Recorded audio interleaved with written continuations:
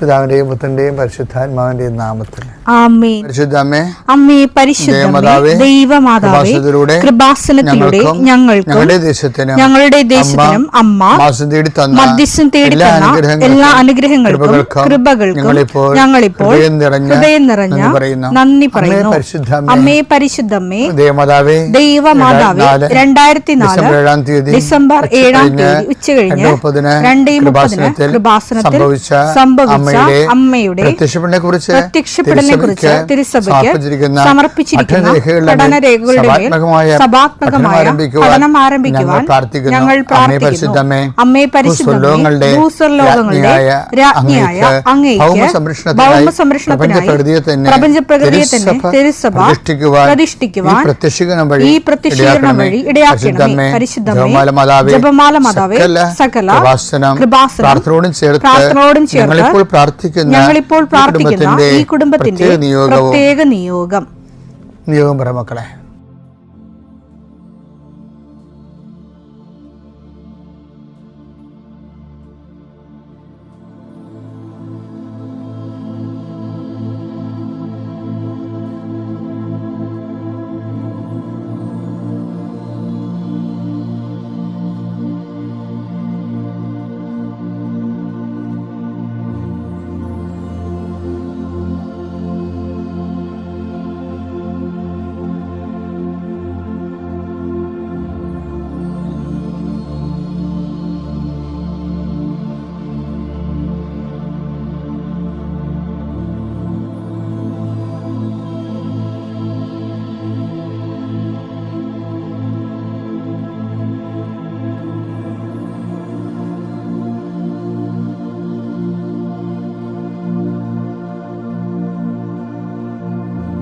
അമ്മയുടെ പ്രത്യക്ഷീകരണത്തിന്റെ ഈ അനുഗ്രഹവേളയിൽ ഞങ്ങൾക്ക് സാധിച്ചു തരുവാൻ കനിയണമേ. ആമേൻ. വിശ്വാസ പ്രമാണം. സർവശക്തനായ പിതാവും ആകാശത്തിന്റെയും ഭൂമിയുടെയും സൃഷ്ടാവുമായ ദൈവത്തിൽ ഞാൻ വിശ്വസിക്കുന്നു. അവിടുത്തെ ഏകപുത്രനും ഞങ്ങളുടെ കർത്താവുമായ ഈശോമിശിഹായിലും ഞാൻ വിശ്വസിക്കുന്നു.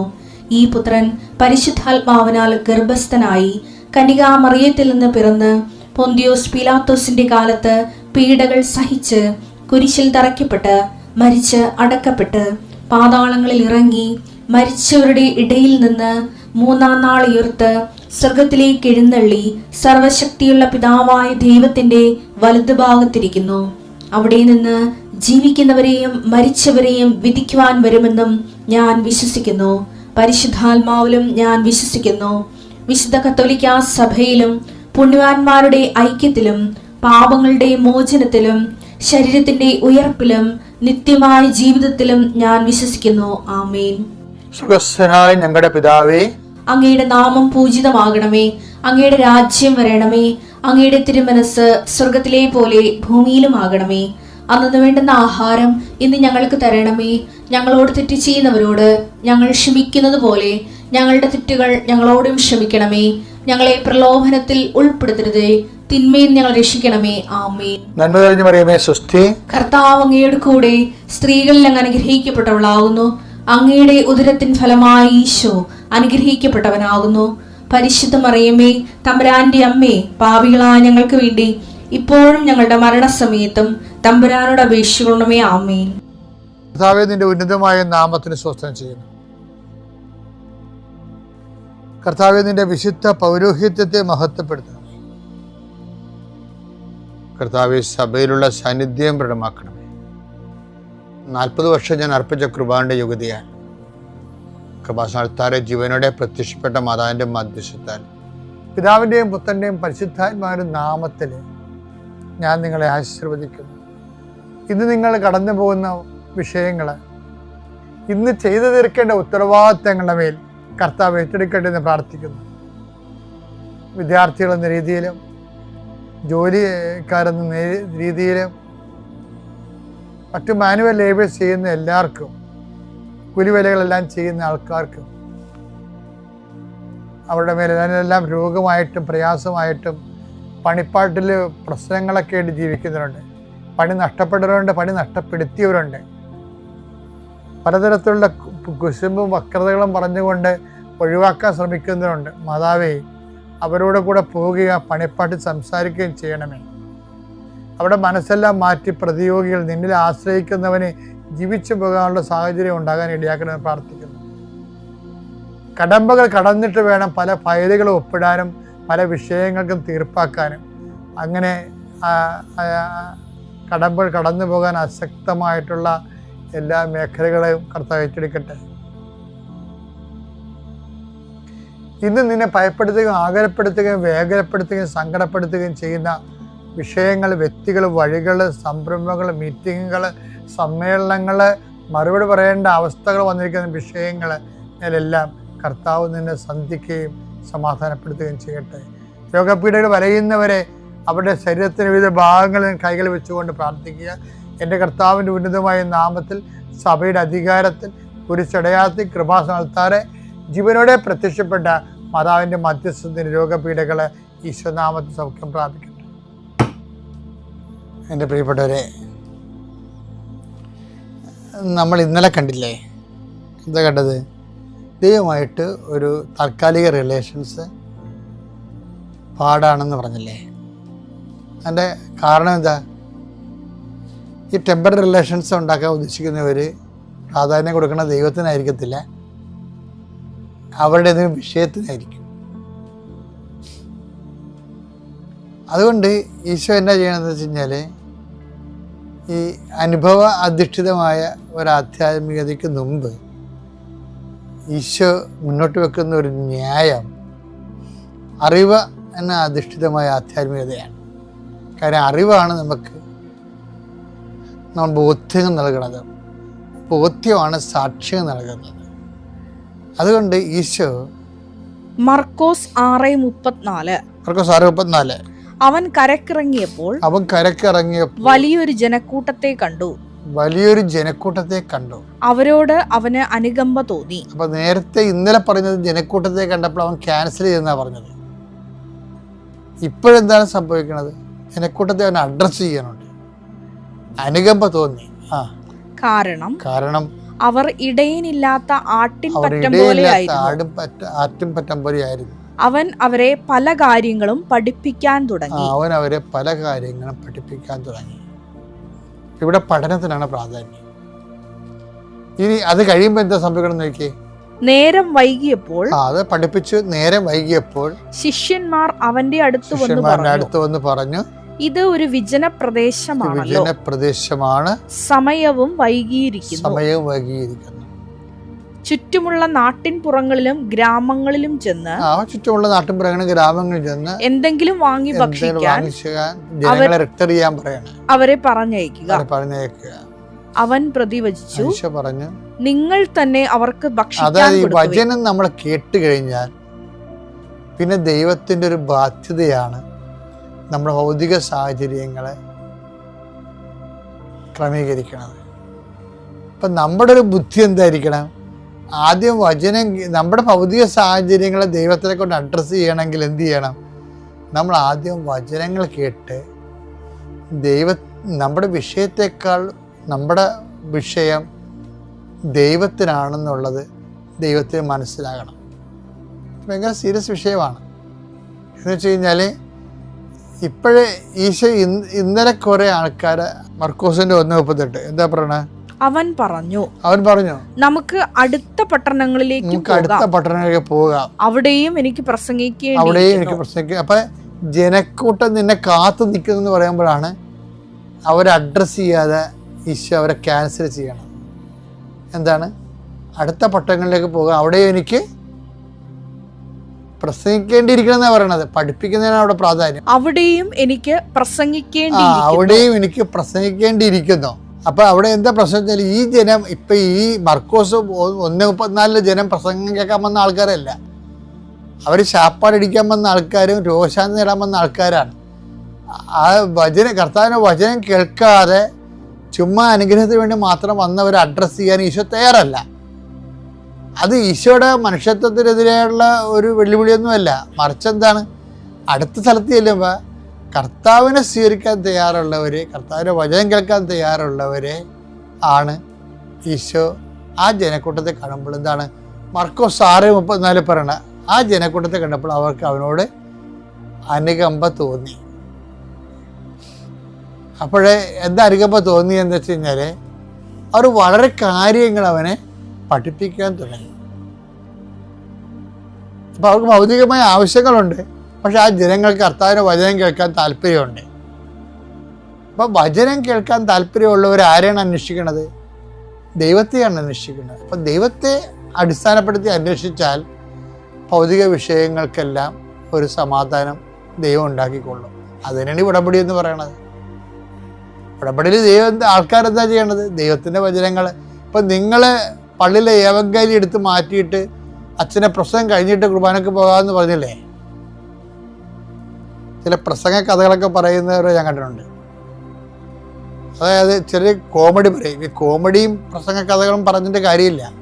ആൾക്കാരെ പിടിച്ചിരുത്തേണ്ടത് ക്രിസ്തുവാണ് പിടിച്ചിരുത്തേണ്ടത്. ശരിക്കും പറഞ്ഞു നമ്മുടെ പൊളിച്ച തമാശകളല്ല പിടിച്ചിരുത്തേണ്ടത്. അങ്ങനെ പിടിച്ചിരുത്താൻ ജനങ്ങൾ അത് ജഡികരാണ്. നമുക്ക് ജഡികരെ ഇങ്ങനെ ഇക്കിളി കൊണ്ട് ചിരിക്കുന്ന ആൾക്കാരെ ഉണ്ടാക്കിയെടുത്തിട്ട് സഭയ്ക്ക് വില ഒന്നും കാണിക്കാനില്ല. സഭയ്ക്ക് സാക്ഷികളെയാണ് കാണിക്കേണ്ടത്. അത് 10 പേരെങ്കിൽ 10 പേര് സാക്ഷികളാകണവർ. അതിനെന്താണ്? ചിലപ്പോൾ 1000 പേരോട് നമ്മൾ സംസാരിക്കും, 10 പേരെ നമുക്ക് ക്രിസ്തുവിന് അവരൊക്കെ കിട്ടത്തുള്ളൂ. ആ 10 പേരെ നമ്മൾ ഈ 1000 പേര് അഡ്രസ്സ് ചെയ്യണത്. പക്ഷെ അവർ വിശ്വാസത്തിൽ ചൈതന്യം പ്രാപിച്ചവരായിരിക്കും. അങ്ങനെ ഒരു എന്താ പ്രശ്നം വെച്ച് കഴിഞ്ഞാൽ ഇതിന് ഭയങ്കര പ്രസംഗത്തിന് നിങ്ങൾ പള്ളിയിലെ പ്രസംഗം കഴിഞ്ഞിട്ട് പള്ളി കയറാമെന്നൊക്കെ വിചാരിച്ചിരിക്കുന്ന ആൾക്കാരല്ലേ, കാലാന്തരത്തിൽ അവർ ദ്രവിച്ച് പോണത് കാണാം. എന്താ കാര്യം? സംരക്ഷണം പോലും കിട്ടത്തില്ല. അവർക്കിതൊന്നും ആവശ്യമില്ല. പിന്നെ നാട്ടുകാരെ ബോധിപ്പിക്കാൻ വേണ്ടി ചുമ്മാ വന്ന് നിൽക്കണേ ഉള്ളൂ. കുറച്ച് പേര് അല്ലെന്ന് കുറച്ച് കഴിയുമ്പോൾ മനസ്സാന്തൊക്കെ വന്ന് ദൈവ കൃപ കൊടുത്തിട്ടുണ്ടെങ്കിൽ രക്ഷപ്പെട്ടു വരും. കുറച്ച് പേര് ഒരുപ്പൊക്കെ പോവുകയും ചെയ്യും. അതൊക്കെ നമ്മളെല്ലാവരും ഇടവേ കാണുന്ന കാര്യങ്ങളാണ്, പുതിയ കാര്യങ്ങളൊന്നും അല്ലത്. അതുകൊണ്ട് കർത്താവിൻ്റെ വചനത്തോട് ഭയം ഉണ്ടാകണം, അത് കേൾക്കാനുള്ള കൊതി ഉണ്ടാകണം, അത് നടപ്പിൽ വരുത്താനുള്ള തീഷ്ണത ഉണ്ടാകണം. അപ്പോൾ ദൈവത്തിൻ്റെ ആളാണ് ദൈവത്തിന് തോന്നണം. എന്നാൽ പിന്നെ നമ്മുടെ വിഷയങ്ങളെല്ലാം ദൈവത്തിൻ്റെതാകും. അതാണ് ഈ മർക്കോസ് 1:34 മർക്കോസ് 6:34 തമ്മിൽ ഉള്ള ബന്ധം എന്ന് പറഞ്ഞാൽ തമ്മിലൊന്ന് കൂട്ടി ഒന്ന് വായിച്ച് നോക്കിയേക്കണം കേട്ടോ. ഞാൻ USA നിന്ന് വരുന്നു. Houston, Texas, Saint Joseph Syro Malabar ഇടവക അംഗമാണ്. പരിശുദ്ധ അമ്മ പ്രത്യക്ഷപ്പെട്ട ഈ അൾത്താരയിൽ നിന്ന് സാക്ഷ്യം പറയുവാൻ ഭാഗ്യം തന്നതിന് ദൈവത്തിനും പരിശുദ്ധ അമ്മയ്ക്കും 1000 നന്ദി പറയുന്നു. ഞാൻ ആദ്യമായിട്ട് ഉടമ്പടി എടുത്തത് ഓൺലൈനിലാണ്. എൻ്റെ മകൾക്ക് വേണ്ടിയിട്ടാണ് ഓൺലൈൻ ഉടമ്പടി എടുത്തത്. മൂത്ത മകൾ മേഘയാണ്, രണ്ടാമത്തേത് റേച്ച. മേഘ നന്നായിട്ട് പഠിക്കുന്ന ഒരു കുട്ടിയായിരുന്നു. അവളുടെ സെക്കൻഡ് ഇയർ സ്കൂൾ തൊട്ട് പെട്ടെന്ന് അവൾക്ക് ഒരു ഡിപ്രഷൻ പോലെ വന്നിട്ട് അവളുടെ പഠനത്തിൽ വളരെ ബുദ്ധിമുട്ട് അനുഭവിച്ചു. ഞങ്ങളെ അത് വളരെ വല്ലാതെ തളർത്തി. കാരണം അവളെല്ലാത്തിലും ഓൾറൗണ്ടറായ ഒരു കുട്ടിയായിരുന്നു. എന്ത് ചെയ്യണമെന്ന് ഞങ്ങൾക്കറിയില്ലായിരുന്നു. പല ഓൺലൈൻ ധ്യാനങ്ങളും റിട്രീറ്റ്സും എല്ലാം ഞങ്ങൾ അറ്റൻഡ് ചെയ്തു. എന്നാലും ഒരു പ്രയോജനവും ഉണ്ടായില്ല. അതിൻ്റെ ഇടയ്ക്കൊക്കെ ഈ ഓൺലൈൻ ടോക്സൊക്കെ കേൾക്കുമ്പം അച്ഛൻ്റെ ധ്യാനമൊക്കെ കാണുന്നുണ്ടായിരുന്നു. പക്ഷേ ഞാനതങ്ങനെ സ്ക്രോൾ ചെയ്ത് വിടുമായിരുന്നു. അതിനൊന്നും ഞാൻ ഒത്തിരി അറ്റൻഷൻ കൊടുത്തിരുന്നില്ല. പിന്നീടാണ് എൻ്റെ ഒരു ഫ്രണ്ട് പറഞ്ഞ് എനിക്കൊരു കൃപാസനം പത്രം തരികയും കൃപാസനത്തിൽ നീ ഒരു ഓൺലൈൻ ഉടമ്പടി എടുക്കണമെന്ന് പറയുകയും ചെയ്തത്. അങ്ങനെ ഞാൻ ഓൺലൈൻ ഉടമ്പടി എടുത്തു ആദ്യമായിട്ട്. അപ്പം എൻ്റെ ഇമെയിലിൽ ഞാനത് ചെയ്തപ്പം അത് പോകുന്നില്ലായിരുന്നു. അപ്പോൾ എനിക്ക് വേണ്ടിയിട്ട് എൻ്റെ രണ്ടാമത്തെ മോള് റേച്ചലാണ് എടുത്തു തന്നത്. അപ്പം ആ ഓൺലൈനിൽ അവളുടെ ഇമെയിലിലാണ് എടുത്തത്. അന്ന് തന്നെ അവൾക്ക് ഡ്രൈവിങ്ങിന് ആ ഫസ്റ്റ് ചാൻസിൽ തന്നെ അവൾക്ക് ഡ്രൈവിംഗ് ടെസ്റ്റ് പാസ്സാകാൻ പറ്റി. അതാണ് റേച്ചലിന് കിട്ടിയ അനുഭവം. അവളുടെ ഇമെയിൽ ID ഉപയോഗിച്ചു എന്നത് മാത്രമാണ്. ഓൺലൈൻ ഉടമ്പടി എടുത്തത് തന്നെ ശേഷം മേഘയ്ക്ക് നല്ല മാറ്റം ഉണ്ടായി. പക്ഷേ പഠനത്തിന് അവൾ പിന്നെ ഇൻട്രസ്റ്റ് ഒന്നും കാണിച്ചില്ല. അതുകൊണ്ട് അവളുടെ മേജർ ചേഞ്ച് ചെയ്യേണ്ടി വന്നു. അവൾ ബയോകെമിസ്ട്രി മേജറായിരുന്നു, അത് ചേഞ്ച് ചെയ്ത് നേഴ്സിങ്ങിലേക്കാക്കി. അത് ഞങ്ങളെ ഒരു വലിയ ബുദ്ധിമുട്ടായിരുന്നു. അവൾ മെഡിസിനൊക്കെ പോകാനിരുന്ന കുട്ടിയാണ്. അപ്പോൾ അത് ഞങ്ങൾക്ക് അക്സെപ്റ്റ് ചെയ്യാൻ ഇത്തിരി ബുദ്ധിമുട്ടൊക്കെ ആയിരുന്നു. എങ്കിലും മാതാവിൻ്റെ ഈശോയുടെ ഇഷ്ടം അതാണെന്ന് വിശ്വസിച്ച് ഞങ്ങൾ അവളെ നേഴ്സിങ്ങിന് ചേർത്തു. ത്രൂ ഔട്ട് ദി നേഴ്സിംഗ് സ്കൂളിൽ ഒത്തിരി ഡിഫിക്കൽട്ട് സിറ്റുവേഷൻസിൽ കൂടെ ഞങ്ങൾ കടന്നുപോയി. എങ്കിലും മാതാവിൻ്റെ അനുഗ്രഹത്താൽ അവൾ ഈ ഡിസംബറിൽ 18-ാം തീയതി ഗ്രാജുവേറ്റ് ചെയ്തു. അതിവിടെ വന്ന് സാക്ഷ്യപ്പെടുത്താൻ വേണ്ടിയാണ് ഞങ്ങൾ ഇപ്രാവശ്യം ഇവിടെ വെക്കേഷന് വന്നത്. പിന്നെ ആത്മീയമായിട്ട് ഒരുപാട് അനുഭവങ്ങൾ ഞങ്ങൾക്ക് ഈ ഉടമ്പടി എടുത്തത് വഴി ഉണ്ടായി. ഓൺലൈൻ ഉടമ്പടി എടുത്തു കഴിഞ്ഞിട്ട് 2022 ഒക്ടോബറിൽ ഞങ്ങൾ ഫാമിലി ആയിട്ട് വന്ന് തീർത്ഥാടന ഉടമ്പടി എടുത്തു. പിന്നെ ഹ്യൂസ്റ്റണിൽ അച്ഛൻ വന്നപ്പോൾ അവിടെയും ഉടമ്പടി എടുത്തു. അച്ഛൻ്റെ ഒപ്പം ഇരുന്ന് ഞങ്ങൾക്ക് ഭക്ഷണം കഴിക്കാനും അച്ഛന് ഭക്ഷണം ഉണ്ടാക്കി കൊടുക്കാനും ഒക്കെ ഉള്ള ഒരു ഭാഗ്യം അമ്മ തന്നു. പിന്നീട് രോഗസൗഖ്യം പറയുവാണെങ്കിൽ എനിക്ക് സിവിയർ ബ്ലീഡിങ് ഉണ്ടായിരുന്നു. അപ്പം എമർജൻസി ആയിട്ട് എൻ്റെ ഹീമോഗ്ലോബിനൊക്കെ താന്ന് 5.6 ആയി. അപ്പം എമർജൻസി ആയിട്ട് ഹിസ്റ്ററക്ടമി ചെയ്യേണ്ടി വന്നു. അപ്പം എനിക്ക് സർജറിക്ക് പോകാൻ നേരത്ത് കാശ് രൂപം കൊണ്ടുപോകണമെന്ന് വലിയ ആഗ്രഹമായിരുന്നു. അപ്പോൾ അത് കൊന്തയിൽ ഇങ്ങനെ തൂക്കിയിട്ടേക്കുന്നതുകൊണ്ട് അതിൽ ഒരു മെറ്റൽ പീസ് ഉള്ളതുകൊണ്ട് ഓപ്പറേഷൻ തിയേറ്ററിൽ എടുക്കത്തില്ലായിരുന്നു, അവർ സമ്മതിക്കത്തില്ലായിരുന്നു. പക്ഷേ ഞാനിങ്ങനെ തീക്ഷ്ണമായിട്ട് പ്രാർത്ഥിച്ചു. അപ്പം ഞാൻ തന്നെ വിചാരിച്ചു, ഞാനൊരു നേഴ്സ് പ്രാക്ടീഷണറാണ്, ഇങ്ങനെയൊക്കെ ചോദിക്കുന്നത് ഒരു ഇൻസൾട്ട് അല്ലേ, ഈ ഒരു കാശ് രൂപമൊക്കെ സർജറിക്ക് ഓപ്പറേഷൻ തിയേറ്ററിൽ കൊണ്ട്. പക്ഷേ ഞാൻ ഓർത്തു, ഇല്ല, I will take that insult. ഞാൻ ചോദിച്ചു, എനിക്കിത് പ്രഷ്യസ് ആണ്, എനിക്ക് ഓപ്പറേഷൻ തിയേറ്ററിൽ അത് കൊണ്ടുപോകണം എന്ന് ഞാൻ വളരെ ശാഠ്യം പിടിച്ചു. അപ്പം ആദ്യം അവർ സമ്മതിച്ചില്ല. പിന്നീട് ഒരു മേരി എന്നുള്ള ഒരു നേഴ്സ് തന്നെ വന്നിട്ട് പറഞ്ഞു, ഇറ്റ്സ് ഓക്കെ, ഞാൻ നിനക്ക് ഇത് ഇൻസുലേറ്റ് ചെയ്ത് തരാം, എന്നിട്ട് നീ എൻ്റെ കൈ പിടിച്ചോളാൻ പറഞ്ഞു. അപ്പം ഞാനത് ധൈര്യപൂർവ്വം പിടിച്ച് എൻ്റെ സർജറിക്ക് ഞാൻ തിരിച്ച് സർജറി എല്ലാം കഴിഞ്ഞ് അനസ്തീഷയിൽ നിന്ന് റിക്കവർ ചെയ്യുമ്പോൾ ഫസ്റ്റ് തിങ് ഞാൻ കാണുന്നത് എൻ്റെ കയ്യിൽ എൻ്റെ കാശുരൂപം ഉണ്ടായിരുന്നു. അതൊരു വലിയ അനുഗ്രഹമായിരുന്നു. എനിക്ക് വലിയ റെസ്റ്റൊന്നും കിട്ടിയില്ല, പക്ഷേ ഇറ്റ് വാസ് എ മിറക്കുലസ്ലി എനിക്ക് 6 വീക്സ് പെട്ടെന്ന് അത് ഹീലായി. സർജറി ഞാൻ എല്ലാ കാര്യങ്ങളും പെട്ടെന്ന് തന്നെ ചെയ്തു. ഒരു വലിയ സർജറി കഴിഞ്ഞതിൻ്റെതായ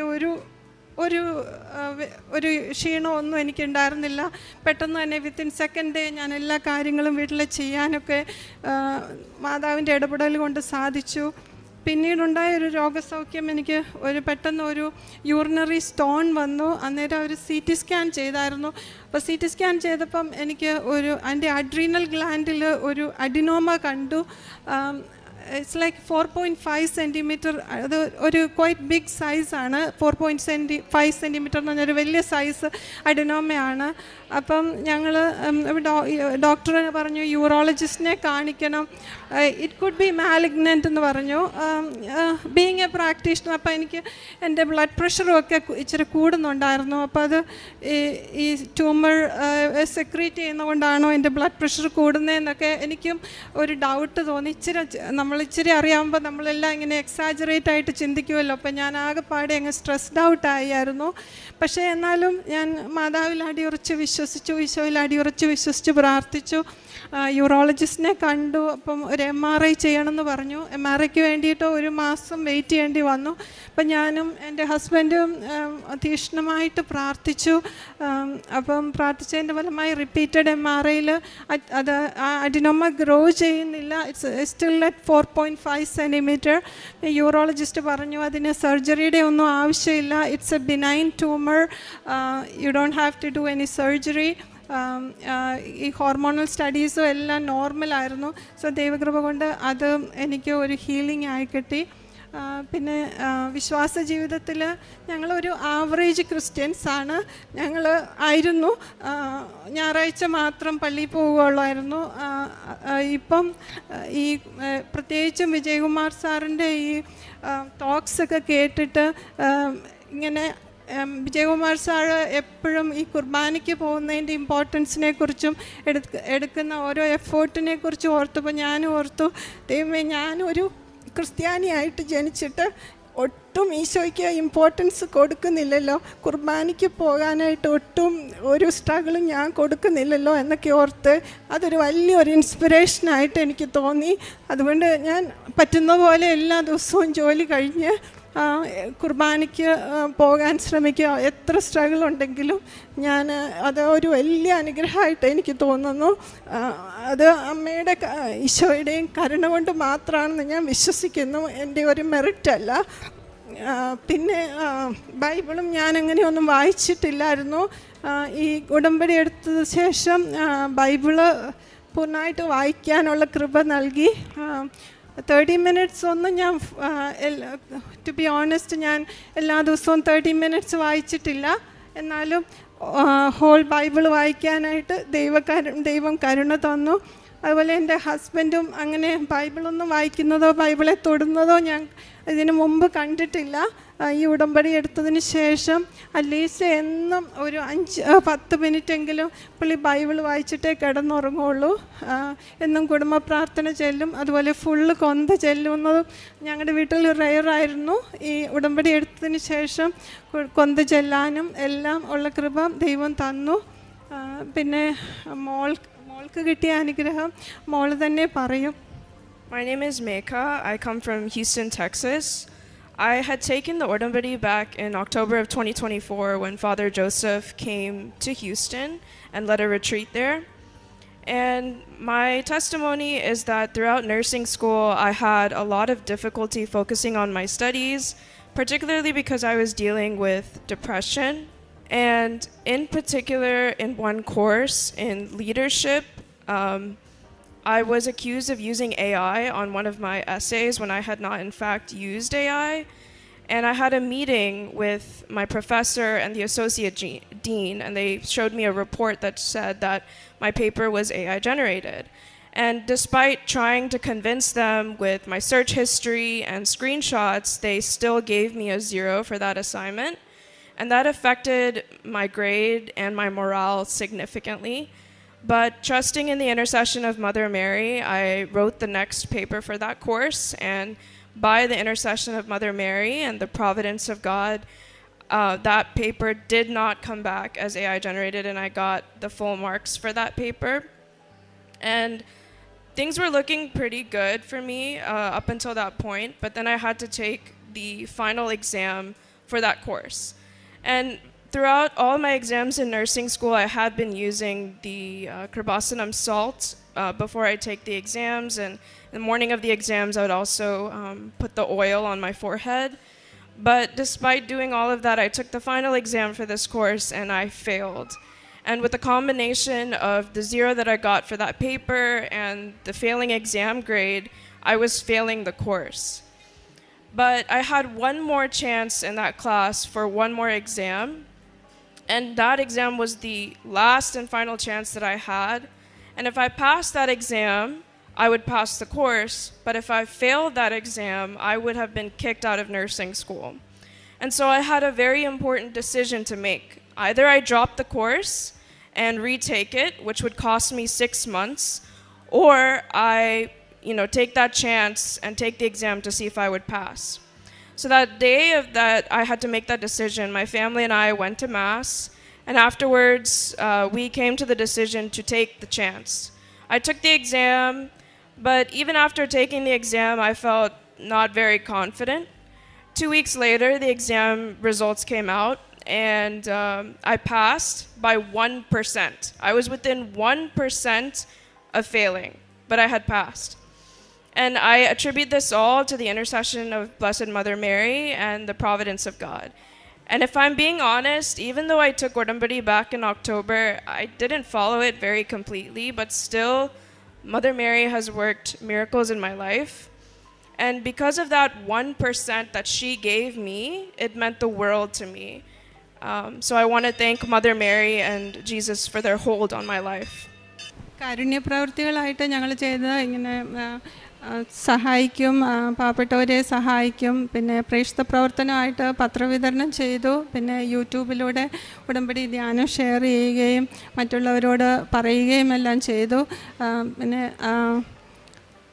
അഖണ്ഡ ജപമാല റാലിക്ക് 2 പ്രാവശ്യം ഇവിടെ വരുവാനായിട്ട് എനിക്ക് സാധിച്ചു. അതൊരു വലിയ അനുഗ്രഹമാണ്. അപ്പം അതിനുവേണ്ടി ലീവിനൊക്കെ ഞാൻ ചോദിക്കുമ്പം ആളുകൾ ചോദിക്കുക, എന്തിനാണ് പെട്ടെന്ന് എമർജൻസി ആയിട്ട് നീ വരുന്നതെന്ന് ചോദിച്ചായിരുന്നു. അന്നേരം ഇതുപോലെ റാലിക്കാണെന്ന് പറഞ്ഞപ്പം പെട്ടെന്ന് ഞാൻ അതിനുവേണ്ടി മാത്രം US നിന്ന് ഇവിടെ വരുന്നത്. അപ്പം എൻ്റെ കൊളീഗ്സ് ആയിട്ടുള്ളവരൊക്കെ ചോദിച്ചു, I you crazy for this you are coming, you are spending this much money for that. അങ്ങനെ ചോദിച്ചവർ പിന്നീട് അവർ ഉടമ്പടി എടുക്കുകയും മലയാളികളാണ്, അവർക്ക് ഒത്തിരി അനുഗ്രഹങ്ങൾ കിട്ടുകയും ചെയ്തു. ഇപ്പം ഞങ്ങളുടെ അവിടെയും ഇപ്പം അഖണ്ഡ ജപമാല റാലി ഉണ്ട്. ഇപ്രാവശ്യത്തെ റാലിക്ക് ശേഷം ഞങ്ങൾ കുടുംബമായിട്ട് പോകാൻ പറ്റി. അത് കഴിഞ്ഞ് വന്നപ്പോൾ ഞങ്ങളുടെ പള്ളിയുടെ മുമ്പിൽ മഴവില്ലൊക്കെ കാണാൻ പറ്റി. അതൊക്കെ ഒരു വലിയ അനുഗ്രഹമായിട്ട് കാണുന്നു. ഇവിടെ വന്ന് നിൽക്കുവാനും ഈ ആൾത്താരെയും ഇവിടെയുള്ള ശുശ്രൂഷകരും എത്രയോ പേർക്ക് അവരുടെ ജീവിതത്തെ എന്തോരം ഇൻഫ്ലുവൻസ് ചെയ്യുന്നു എന്ന് എനിക്ക് പറഞ്ഞാൽ അറിയത്തില്ല. ഈ ക്രൂശ് രൂപം നോക്കിയാണ് ഞാൻ എൻ്റെ ഓഫീസിൽ എപ്പോഴും തനിച്ച പേഷ്യൻസിനെയൊക്കെ കണ്ടു കഴിഞ്ഞിട്ട് ഓഫീസിലിരിക്കുമ്പം ഈ ക്രൂശ് രൂപം എൻ്റെ സ്ക്രീൻ ഐഡിയിൽ ഉണ്ട്. സ്ക്രീൻ സേവറാണ്. അതേ മുത്തിക്കൊണ്ടാണ് ഞാൻ പലപ്പോഴും പേഷ്യൻറ്റിനെ കാണാൻ പോകുന്നതും എല്ലാം. ഇത്രയും അനുഗ്രഹം തന്ന് ഇവിടെ നിൽക്കാനും പറ്റിയതിന് അമ്മയ്ക്കും ഈശോയ്ക്കും 1000 നന്ദി പറയുന്നു. Thank you.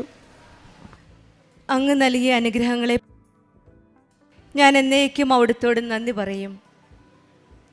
അങ്ങയുടെ ഭക്തരുടെ മുൻപിൽ ഞാൻ അങ്ങയുടെ നാമം പ്രകീർത്തിക്കും, എന്തെന്നാൽ അത് ശ്രേഷ്ഠമാണ്. സങ്കീർത്തനം 52:9 വചനമാണ്.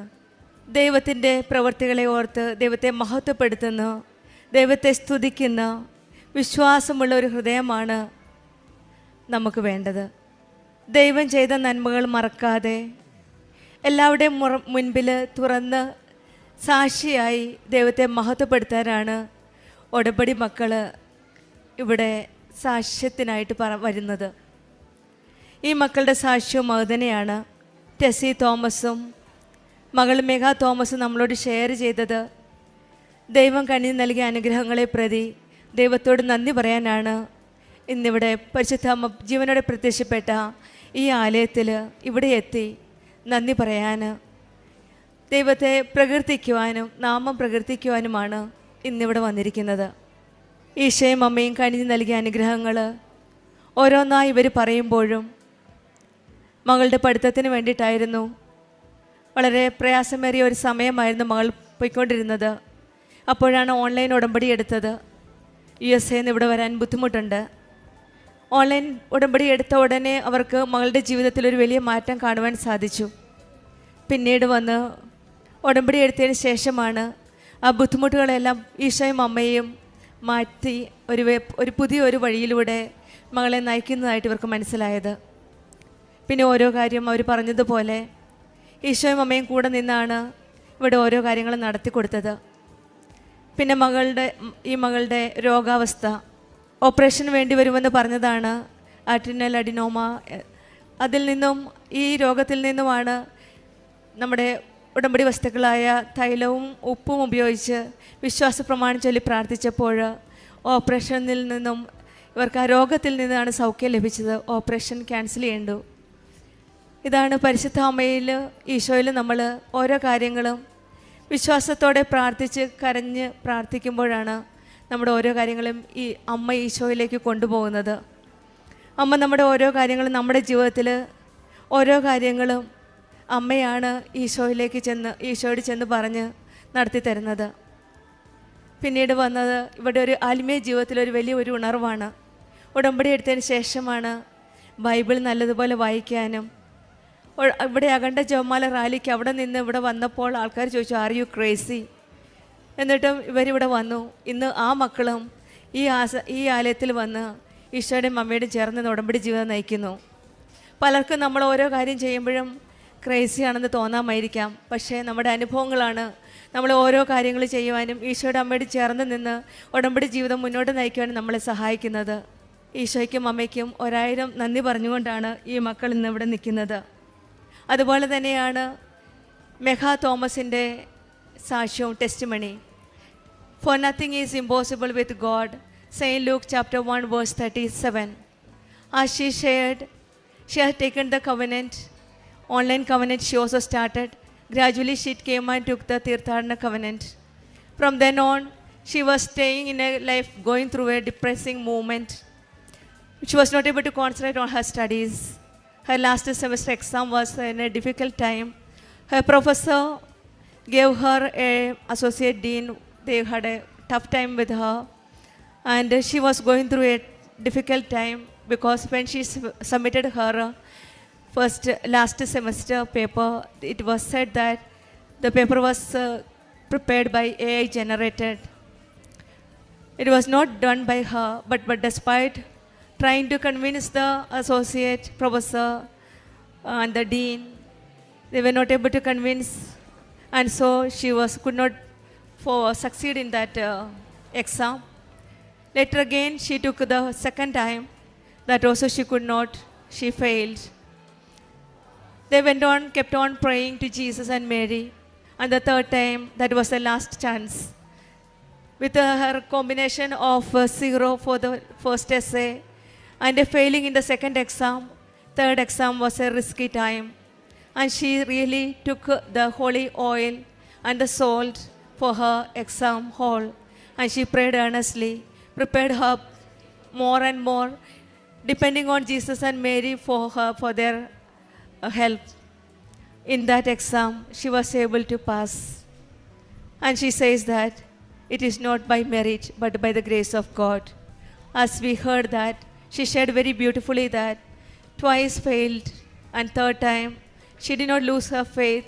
She kept on praying to God, holding their hands of Jesus and Mary. And she prayed vigorously and perhaps more seriously.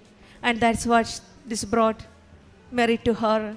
Today she is a nursing graduate. And she came here to thank God. She has not forgotten to thank God. She came here to express her gratitude to Kripasanam Amma for all the blessings.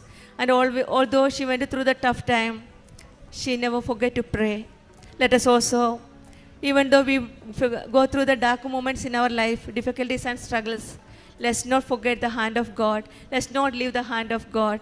Let us hold on to Jesus and Mary and be convinced of their love and support and go ahead in our covenant life. Let us thank God for all the blessings and graces received through the powerful intercession of Mother Mary of Kripasanam and the blessings of Jesus. ഈശോയ്ക്കും അമ്മയ്ക്കും നമുക്ക് കരങ്ങളടിച്ച് ദൈവത്തെ മഹത്വപ്പെടുത്താം ഈ കുടുംബത്തിന് ലഭിച്ച എല്ലാ അനുഗ്രഹങ്ങളും. അമ്മ ജീവനോടെ പ്രത്യക്ഷപ്പെട്ട ഈ അൾത്താരയിൽ കയറി എനിക്ക് സാക്ഷ്യം പറയാൻ അനുവദിച്ച അമ്മയ്ക്കും ഈശോപ്പച്ചനും 1000 കോടി നന്ദി പറയുന്നു. എൻ്റെ പേര് റിജി. ഞാൻ മഞ്ഞപ്ര ഫൊറോന ചർച്ച് ഇടവക അംഗമാണ്. ഇത് എൻ്റെ അമ്മ, 2 മക്കൾ, പിന്നെ ഒരാൾ ചേച്ചിയുടെ മോളാണ്. ഞാൻ ആദ്യമായിട്ട് ഉടമ്പടി എടുത്തത് 2024 ഏപ്രിൽ 30 ഞാൻ ഉടമ്പടി എടുക്കുന്നതിന് മുൻപ് 2 പ്രാവശ്യം അമ്മ വലിയ 2 അനുഗ്രഹങ്ങൾ നൽകി എന്നെ അനുഗ്രഹിച്ചിട്ടുണ്ട്. ഞാൻ 2022 എൻക്ലക്സ് എക്സാമിന് വേണ്ടി ഡൽഹിയിലോട്ട് പോകുന്നത്. അപ്പോൾ ഞാൻ എൻ്റെ ഒരു ഫ്രണ്ടിൻ്റെ വീട്ടിൽ തലേദിവസം പോയി താമസിച്ചിട്ടുണ്ടായിരുന്നു. അപ്പം എക്സാമിന് പോണതിൻ്റെ അന്ന് രാവിലെ ഞാൻ പ്രാർത്ഥിച്ച് ഒരുങ്ങുന്നതിൻ്റെ ഇടയ്ക്ക് അവൾ വന്ന് എനിക്ക് ഉടമ്പടി തൈലവും വെഞ്ചിരിച്ച തേനും തന്ന് എനിക്ക് പ്രാർത്ഥിച്ചിട്ട് എൻ്റെ അടുത്ത് പറഞ്ഞു, നീ ധൈര്യമായിട്ട് പൊക്കോ, നീ എക്സാമിന് പാസ്സാവും, അമ്മ കൂടെ വരുമെന്ന് പറഞ്ഞു. ഞാൻ പോയി എക്സാം എഴുതി. എക്സാം നല്ല ഈസി ആയിരുന്നു. എനിക്ക് നല്ല ഈസിയായി ഫീൽ ചെയ്തു. എല്ലാ ക്വസ്റ്റ്യനും വായിച്ച് കഴിയുമ്പോൾ തന്നെ എനിക്ക് എവിടെയൊക്കെയോ കണ്ട് നല്ല പരിചയം പോലെ തോന്നി. ഞാൻ 1.5 മണിക്കൂർ കൊണ്ട് എൻ്റെ എക്സാം കംപ്ലീറ്റ് ചെയ്തു. 4 ഹവേഴ്സിൻ്റെ എക്സാമാണ്. ഞാൻ 1.5 മണിക്കൂറിൽ ഫിനിഷ് ചെയ്ത് ഞാൻ പുറത്തിറങ്ങി. എനിക്ക് ഒരു നല്ല മാതാവിൻ്റെ ഇടപെടൽ എനിക്ക് നന്നായിട്ട് ഫീൽ ചെയ്തു. 2 വീക്സൊക്കെ എടുക്കും അതിൻ്റെ റിസൾട്ട് വരാൻ വേണ്ടിയിട്ട്. 12 ഹവേഴ്സ് കഴിഞ്ഞ് പിറ്റേ ദിവസം ഞാൻ കണ്ണ് തുറക്കുമ്പോൾ എൻ്റെ റിസൾട്ട് ഓൾറെഡി ഉണ്ട്. ഞാൻ നോക്കുമ്പോൾ 3 മണിയായപ്പോൾ റിസൾട്ട് വന്നിട്ടുണ്ട്. ഞാൻ പാസ്സായി. അങ്ങനെ എനിക്കൊരു വലിയ ഒരു അനുഗ്രഹം തന്ന അമ്മ എന്നെ സഹായിച്ചു. അത് കഴിഞ്ഞ് അടുത്ത എൻ്റെ ഒരു വലിയ ടാസ്ക് ഓസ്കി എക്സാം ആയിരുന്നു. ഓസ്കി എക്സാമിന് അത് ഓസ്ട്രേലിയയിൽ ചെന്ന് എഴുതേണ്ട ഒരു എക്സാം ആയിരുന്നു. ഞാൻ അതത്ര വലിയ സീരിയസ് ആയിട്ട് എടുത്തില്ല. ഞാൻ വിചാരിച്ചു പ്രാക്ടിക്കൽ എക്സാം. ഞാൻ ഒരുപാട് വർഷങ്ങളായിട്ട് നേഴ്സായിട്ട് വർക്ക് ചെയ്യുക. ഞാൻ UAE-യിലായിരുന്നു. അപ്പം ഞാൻ നാട്ടിലും UAE-യിലും ഡൽഹിയിലൊക്കെ ആയിട്ട് എനിക്ക് നല്ല എക്സ്പീരിയൻസ് ഉണ്ട്. അപ്പം ഞാൻ ഓർത്തു ഇത് കുഴപ്പമില്ല, പ്രാക്ടിക്കൽ എക്സാം അല്ലേ, ഞാൻ സ്ഥിരം ചെയ്തുകൊണ്ടിരിക്കുന്ന കാര്യമല്ലേ, എനിക്കത് സാധിക്കുമെന്ന് വിചാരിച്ച് ഞാൻ പോയി എക്സാം എഴുതി. ഞാൻ പഠിച്ചൊന്നുമില്ല, ഞാൻ അങ്ങനെ പോയി എക്സാം ഭയങ്കര കോൺഫിഡൻറ്റ്. ഞാൻ എൻ്റെ ഒരു കഴിവിൽ ഞാൻ ആശ്രയിച്ച് ഞാൻ എക്സാം എഴുതി. അത് നല്ല രീതിയിൽ തോറ്റു. എനിക്ക് ഒരുപാട് വിഷമമായി. ഞാൻ തിരിച്ചു വന്നു, ഭയങ്കര വിഷമമായി. ഞാൻ എന്നിട്ട് രണ്ടാമത്തെ എക്സാമിന് രജിസ്റ്റർ ചെയ്തു. പിന്നെ എൻ്റെ 2-3 ഫ്രണ്ട്സിനെയൊക്കെ കൂട്ടി സൂമിലൊക്കെ ഇരുന്ന് ഞങ്ങൾ പഠിച്ചു. അപ്പോൾ ഞാൻ ഈ ആദ്യത്തെ എക്സാമിന് ഞാൻ ഓസ്ട്രേലിയയിൽ ചെന്നപ്പോൾ എൻ്റെ ഒരു കസിൻ സിസ്റ്റർ ഉണ്ടായിരുന്നു. അപ്പം ചേച്ചി എനിക്ക് ഇതിനെപ്പറ്റിയൊക്കെ പറഞ്ഞ് മാതാവിനെ പറ്റി പറഞ്ഞു. ഭയങ്കര ചേച്ചി നല്ല ഭക്തയാണ്, ഇവിടെ വന്ന് ഉടമ്പടി എടുത്ത് പ്രാർത്ഥിച്ച് ഒരുപാട് അനുഗ്രഹങ്ങൾ കിട്ടിയിട്ടുണ്ട്. അപ്പോൾ എനിക്ക് ഉടമ്പടി ഉപ്പ് തന്നു, പത്രം തന്നു, പ്രാർത്ഥിച്ചോളാൻ പറഞ്ഞു. അപ്പം ഞാൻ അന്ന് മുതൽ അത് ഉപയോഗിച്ച് പ്രാർത്ഥിക്കാൻ തുടങ്ങി. അത് കഴിഞ്ഞ് എക്സാമിന് ഞാനപ്പോൾ 4 ദിവസത്തെ ഓഫിനാണ് എക്സാമിന് പോകാൻ വേണ്ടി പ്ലാൻ ചെയ്തത്. 4 ദിവസം 22-ാം തീയതി ആയിരുന്നു എൻ്റെ 21 രാത്രിയായിരുന്നു എൻ്റെ ഫ്ലൈറ്റ്. 20-ാം തീയതി ഡ്യൂട്ടിക്ക് പോണേക്കാൾ മുന്നേ ഞാൻ എൻ്റെ വിസ എടുത്ത് നോക്കിയപ്പോഴത്തേനും വിസ 1 ഇയർ എക്സ്പയറി ഉണ്ട്. പക്ഷെ ഞാൻ നോക്കുമ്പോൾ എൻ്റെ വിസ സിംഗിൾ എൻട്രിയാണ്. ഞാൻ ഓൾറെഡി ഒരു പ്രാവശ്യം എൻട്രി ചെയ്തു. അപ്പോൾ ഞാൻ ചിന്തിച്ചിരുന്നത് എൻ്റേത് മൾട്ടിപ്പിൾ എൻട്രി ആണ്. അപ്പോൾ എനിക്കൊരു വേറൊരു വിസയുടെ ആവശ്യമില്ലെന്നാണ് ഞാൻ വിചാരിച്ചത്. പിന്നെ പെട്ടെന്ന് എന്താ ചെയ്യേണ്ടതെന്ന് എനിക്കറിയില്ല. എനിക്ക് വിളിക്കാവുന്ന ഫ്രണ്ട്സിനെയും എൻ്റെ കസിൻസിനെയും ഒക്കെ വിളിച്ചു. ഞാൻ ഇമിഗ്രേഷനിൽ വിളിച്ചു, അവർ ഫോൺ എടുക്കണില്ലായിരുന്നു. VFSൽ ഞാൻ വിളിച്ചു, അവർക്കൊന്നും ചെയ്യാനില്ല. പിന്നെ കുറേ ട്രൈ ചെയ്തപ്പോഴത്തേനും എനിക്ക് ഇമിഗ്രേഷനിൽ അവർ സാധാരണ ഫോൺ എടുക്കാറില്ല. എൻ്റെ കോൾ എടുത്തു. അവർ പറഞ്ഞു ഇത് എന്ത് നാഷണാലിറ്റി ആണെന്ന് ചോദിച്ചു. ഞാൻ പറഞ്ഞു ഇന്ത്യൻ ആണെന്ന് പറഞ്ഞു. ഇന്ത്യൻ ആണെങ്കിൽ ഒന്നും ചെയ്യാൻ പറ്റില്ല, നോർമൽ പ്രോസസ്സിൽ കൂടെ മാത്രമേ നിങ്ങൾക്ക് വിസ കിട്ടുള്ളൂ, അറ്റ്ലീസ്റ്റ് 15 ഡേയ്സ് എടുക്കുമെന്ന് പറഞ്ഞു. എനിക്ക് പിന്നെ വേറൊരു ഓപ്ഷനും ഇല്ല. ഞാൻ വിസയ്ക്ക് അപ്ലൈ ചെയ്തു. ഞാൻ 21-ാം തീയതിത്തെ എക്സാം അങ്ങനെ നോക്കിയിരുന്ന് എനിക്ക് വിസ വന്നില്ല. 22-ആയപ്പോൾ ഞാൻ എക്സാം സെൻറ്ററിൽ വിളിച്ചു പറഞ്ഞു ഞാനിനി എക്സാം ഞാൻ വരുന്നില്ല, കാരണം എനിക്ക് വിസ എൻ്റെ എക്സ്പയറി ആയി, എനിക്ക് വരാൻ പറ്റില്ലെന്ന് പറഞ്ഞു. അപ്പോൾ അവർ പറഞ്ഞു ഓക്കെ എന്ന് പറഞ്ഞു. അപ്പം ഞാൻ അങ്ങനെ ഞാൻ ഒരുപാട് വിഷമിച്ച് ഞാൻ എൻ്റെ ഹസ്ബൻഡിനോട് പറഞ്ഞു ഇനി എന്തിനാ ജീവിക്കണേ, എന്നെ അങ്ങ് വെട്ടിയരിഞ്ഞ് കൊന്നുകളാന്നൊക്കെ പറഞ്ഞ് ഒരുപാട് വിഷമിച്ചു.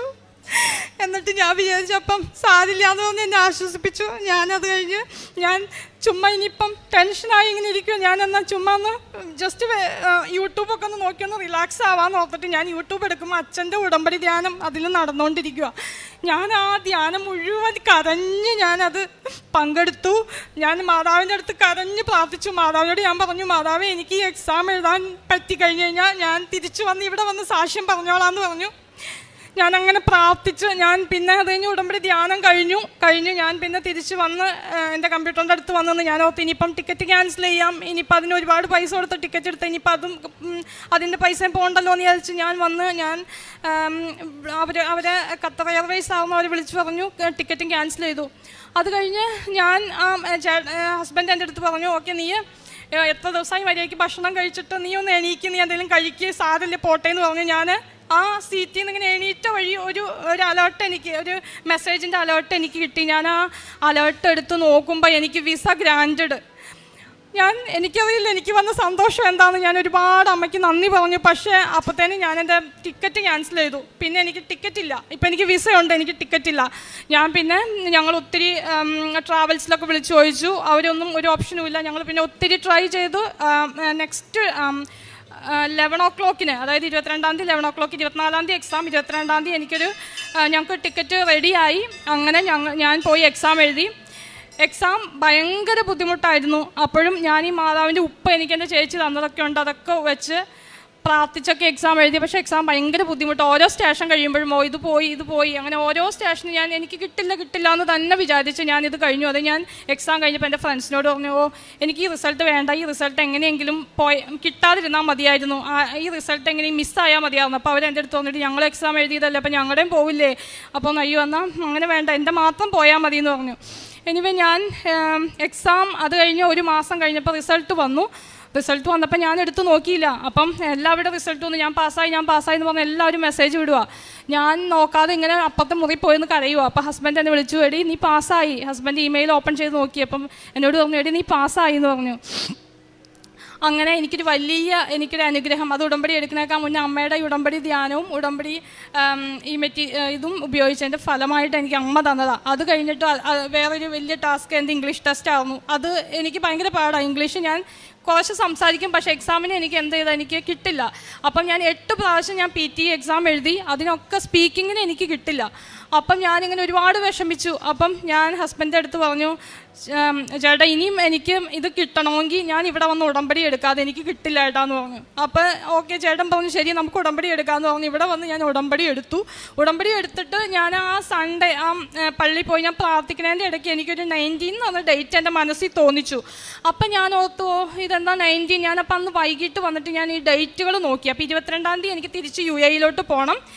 19-ാം തീയതിയിലത്തെ ഡേറ്റാണ് എനിക്ക് കാണിച്ചത്. ഞാൻ എടുത്ത് നോക്കി, ഞാൻ നോക്കുമ്പോൾ ഈ 19-ാം തീയതിയിലത്തെ ഡേറ്റ് ഒഴിച്ചിട്ട് ബാക്കി ഒരു ഡേറ്റും പിന്നെ ഉള്ളത് ഞാൻ പോണേ എന്നാണ് ഒരു ഡേറ്റ് അവൈലബിൾ ആയിട്ട്. ഈ ഒരൊറ്റ ഡേറ്റ് അവൈലബിൾ ആയിട്ടുള്ളൂ. ഞാനപ്പം പൂർണ്ണമായിട്ട് വിശ്വസിച്ചു ഇതെനിക്ക് മാതാവ് കാണിച്ചു തന്ന ഡേറ്റ് തന്നെയാണെന്ന് ഞാൻ വിശ്വസിച്ച് ഞാൻ ആ ഡേറ്റ് എടുത്തു. ഞാൻ എക്സാം എഴുതി 22-ാം തീയതി പോണേക്കാളും 22-ാം തീയതി ഫ്ലൈറ്റ് ഈവനിങ്ങിൽ പോണേക്കാളും മുന്നേ എനിക്ക് മെസ്സേജ് വന്നു, റിസൾട്ട് വന്നു എന്നും പറഞ്ഞു. പക്ഷേ എനിക്ക് ഭയങ്കര പേടി. ഞാൻ പറഞ്ഞു അമ്മേ ഞാൻ ഇതിന് പാസ്സായി കഴിഞ്ഞാൽ ഞാൻ പള്ളിയിൽ സമയമില്ല, ഈവനിങ്ങിൽ ഓൾമോസ്റ്റ് ടൈമായി പോകാനായിട്ട്. ഞാൻ പറഞ്ഞു ഇവിടെ വന്ന് ഞാൻ അമ്മേനെ കണ്ട്, ഇവിടെ ഞങ്ങളുടെ ചർച്ചിൽ പോയി അമ്മേനെ കണ്ട് നന്ദി പറഞ്ഞിട്ടേ ഞാൻ പോവുള്ളൂ.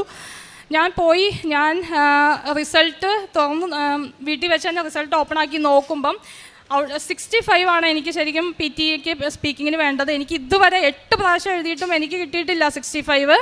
ഈ 9-ാമത്തെ പ്രാവശ്യം ഞാൻ ഉടമ്പടി എടുത്ത് പ്രാർത്ഥിച്ച് എഴുതിയ എക്സാമിന് എനിക്ക് 76 മാർക്ക് ഉണ്ടായിരുന്നു.